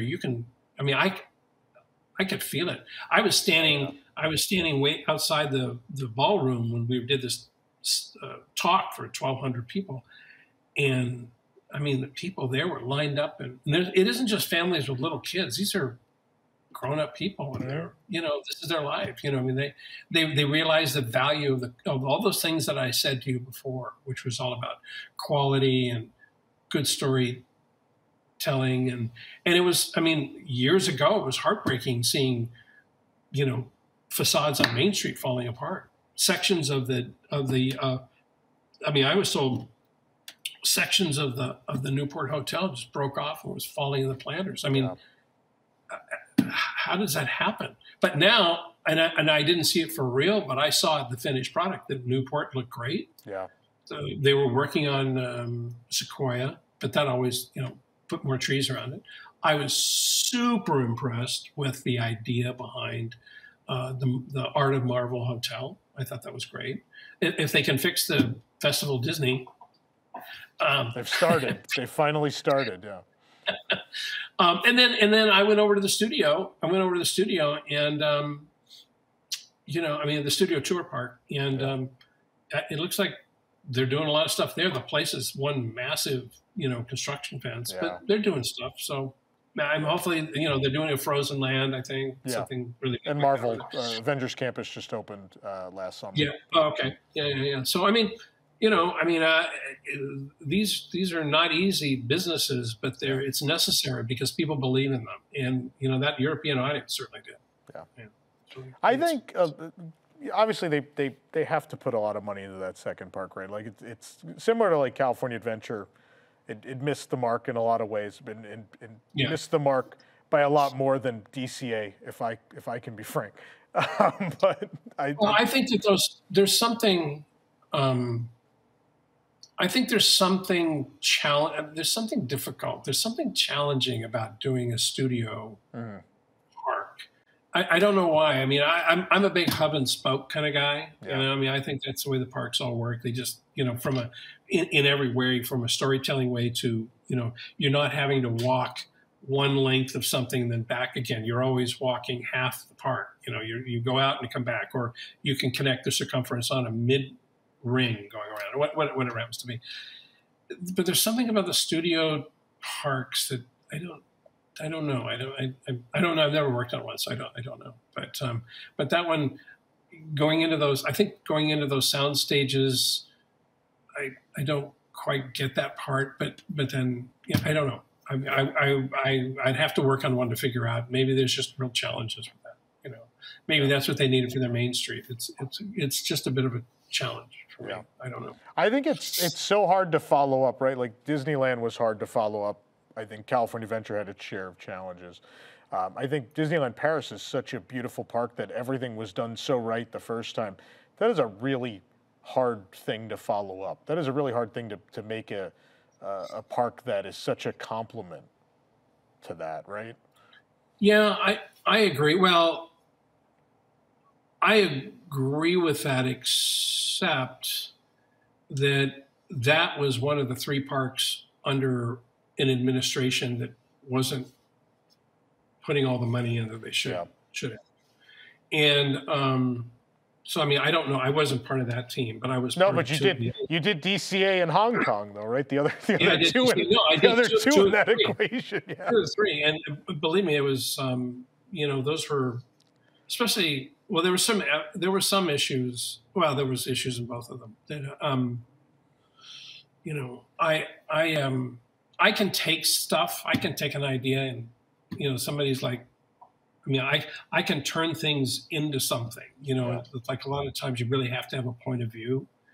But the success or failure of those things is whether there's support and money to do them, and when there isn't, you know, I mean, I won't go into the details because it's not that relevant to this. But I mean, try to imagine when Pixar was, you know, their first 10 or 12 movies, everyone, you know, last year go up to bat every time you hit a home run, you know. So you go, look, you know, we've had all this success, you know, but you're spending $150 million to make this film, you know. And yeah, true. They made $1 billion, but you know. So here's what we want you to do. We want you to make that same movie. I mean, the same heartrending kind of passionate thing. That's what we really want you to do. You know, we really want you to do that. But we're going to give you $14 million to make it, not your 150. And so look how much more money we could make. Yeah. And you're like, you don't understand how this works. And that battle between art and commerce has been going on for thousands of years. Yeah. You know, I mean, that's just, well, you can do this. Well, then what do we need to spend that for? But think of all the money we could make. Yeah. I mean, how many times, Tom, have you heard that story? Oh, let's say From the Disney stores. Yeah. How about, you know, Disney Quest? How about, I mean, there are certain things where you kind of go, wait. And so then when you see something as valuable and as successful as Disneyland Paris, then you go, this is what happens. And Bob Iger gets that. This is what these parks, people believe in those parks. Yeah. And they create family memories. It isn't just another video thing or a Disney Plus thing. It's like shared experiences that people have memories with. And that's where the value of them is. And people pay for that. Now, they want to pay a fair value, and they know they'll pay a premium. But you have to deliver. You can't go, oh, it's going to be super expensive. It's not as good. Yeah. You know, I mean, it's just unfair. Yeah. It's just unfair. So I don't know. I mean, tend to believe if the product is as good as it could ever possibly be, I think then you could charge people anything. I think if it is an unrivaled experience they can't have anywhere else, that they just crave to be a part of, I think that's the key, right? But I think so often in the history of the parks they've come short of that, right? I think so, but I don't think anybody. I mean, I think that's kind of a speech that people want to believe, and I mean, who can disagree with no one can disagree with what you just said. But the problem happens to be that it's like, okay, well, if we promise we're gonna, if you give us this, you know, $57 billion to do one carousel, okay, I'm being stupid, right? I'm being ridiculous. Okay, but when you get on this carousel, it's going to be the best carousel ever. Yeah. And then, okay, you promise? Yeah, okay. So then it's the 14th best carousel you've ever been on, but you spent $57 billion on it. No. And you're like, wait. Now we don't trust the creative people. See, this is you know, as they say, it's why they call it show business. You know, it's you have to be. I believe you have to be understanding and responsible to how these parks operate. Yeah, you have to understand what are the economics of how you do this. You know, that's one thing I would love to have that conversation with Bob Iger. I'd love to have that. How do you anybody? I mean, I mean, I've seen the pendulum swing both ways. I mean, you know, it was the pendulum was kind of like a sweet spot in the middle on Disneyland Paris, but then when it got to DCA or else on the other way, which is like, you know, Tokyo Disney Seas, which is a brilliant park, but they have their guests who support that. But there's a whole thing, you know, if they don't trust the creative side, then it swings back and like, okay, we're not going to give you any money. We're going to give you, you know, $8 million to do the entrance of DCA. A story we need to hear another time for sure. I'm not in the mood for that one today. No, talk about Paris. Let's not bring down the mood. I mean, it's kind of easy to laugh about, but I mean, there's some serious things that were just not right. Just not right. I mean, I don't know why. I mean, I don't know why things unfold the way they do sometimes. Yeah. It's generally not the Imagineers. It's usually a business strategy that people have. So, I don't know. I never wanted to. If somebody goes, we need. I've always been the kind of person that says, and maybe to a fault, and I'll admit that. We need this thing. Okay, we need a thing. We need to design this thing, and we have $8 to do it, or $9 to do it. Well, I don't go, no, you can't do it. I'll give you something for $9, but don't expect, the $300 thing. You're in the job.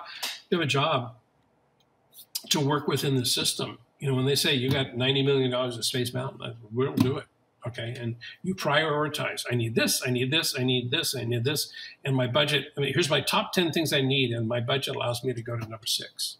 Yeah. And you can go and complain about it, but so I thought, nope, we'll give you the best 6 we get, and maybe someday down the road we'll put it in. And so there's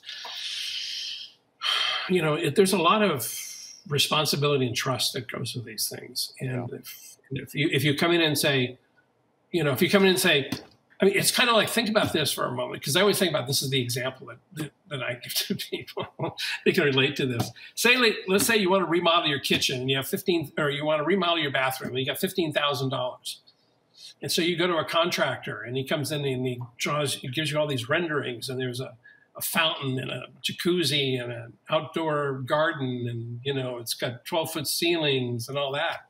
And you go, that's fantastic. You can do that for $15,000? Oh, no. This is a $92,000 bathroom.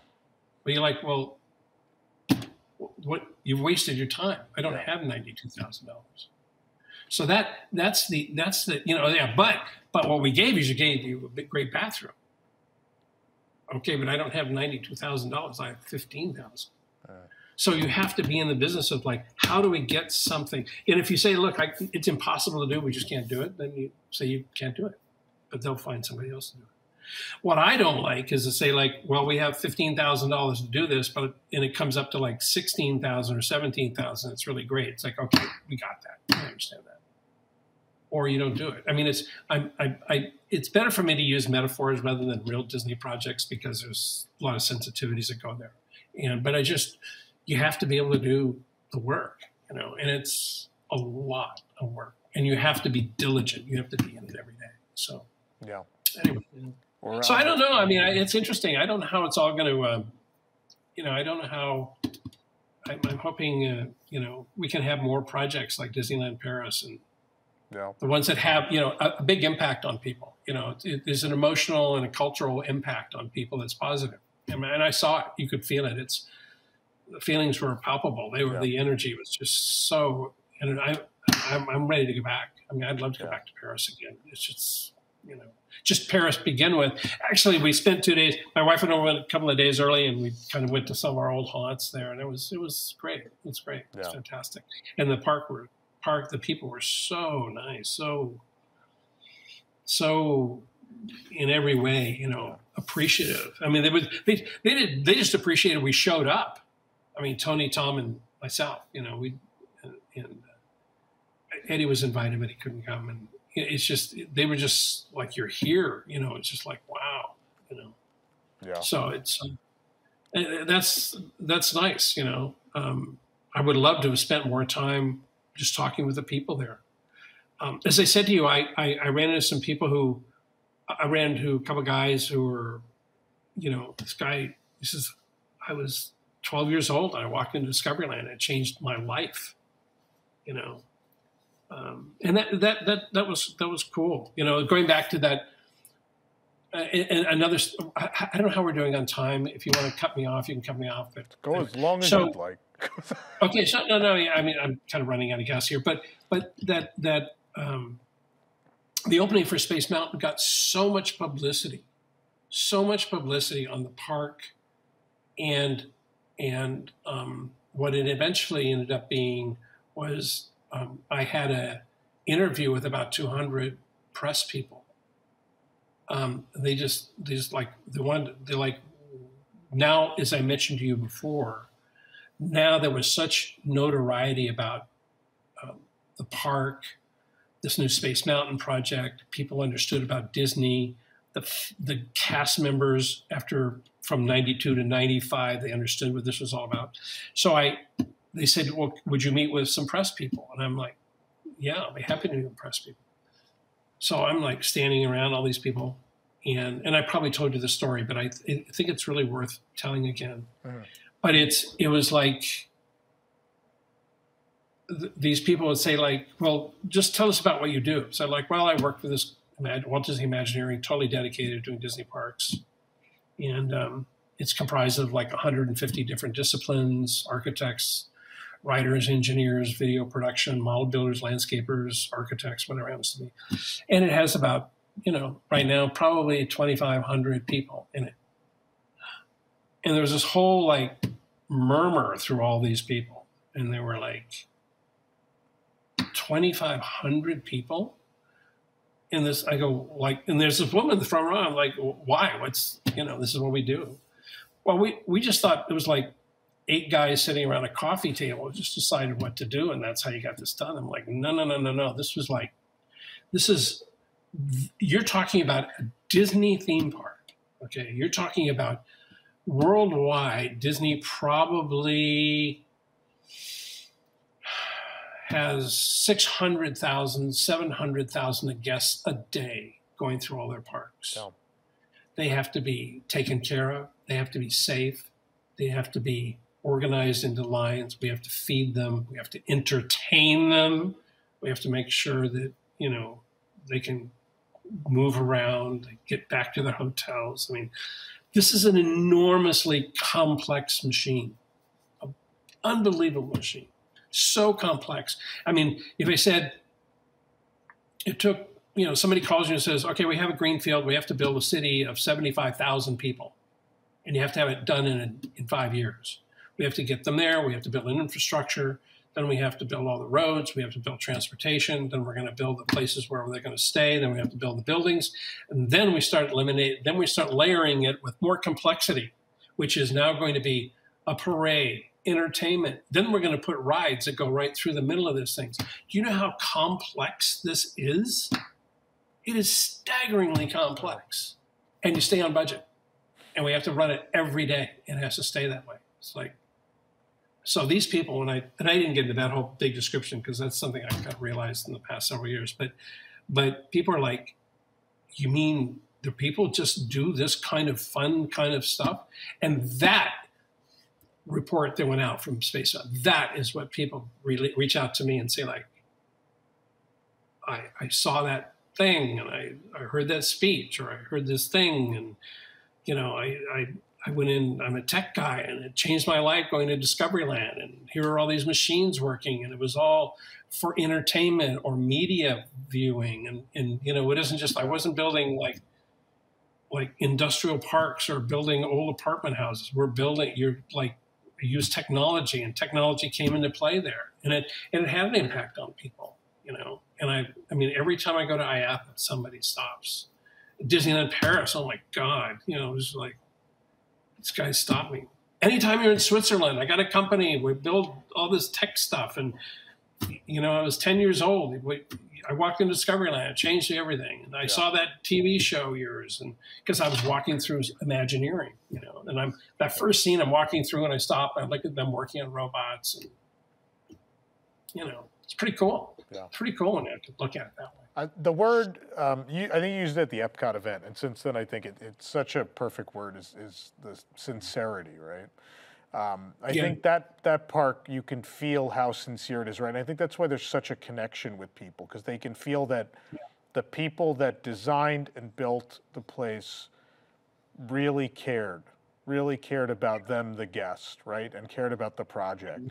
And that's why I think it creates such an incredible bond with people. And I think Epcot Center was part of that too, right? Where the content, the material inspired people, right? Epcot Center, I think every ride ended with this big inspirational scene. And I think especially in Discoveryland in Paris, there is this, the whole vibe is inspirational, right? These are visionaries who inspired, all the generations that follow, right? And you have this these big uplifting scores, whether you were out in the main thoroughfare or God, that Bruce Broughton piece for Visionarium, which it pops into my head every day because I think it's the greatest piece of music ever put together.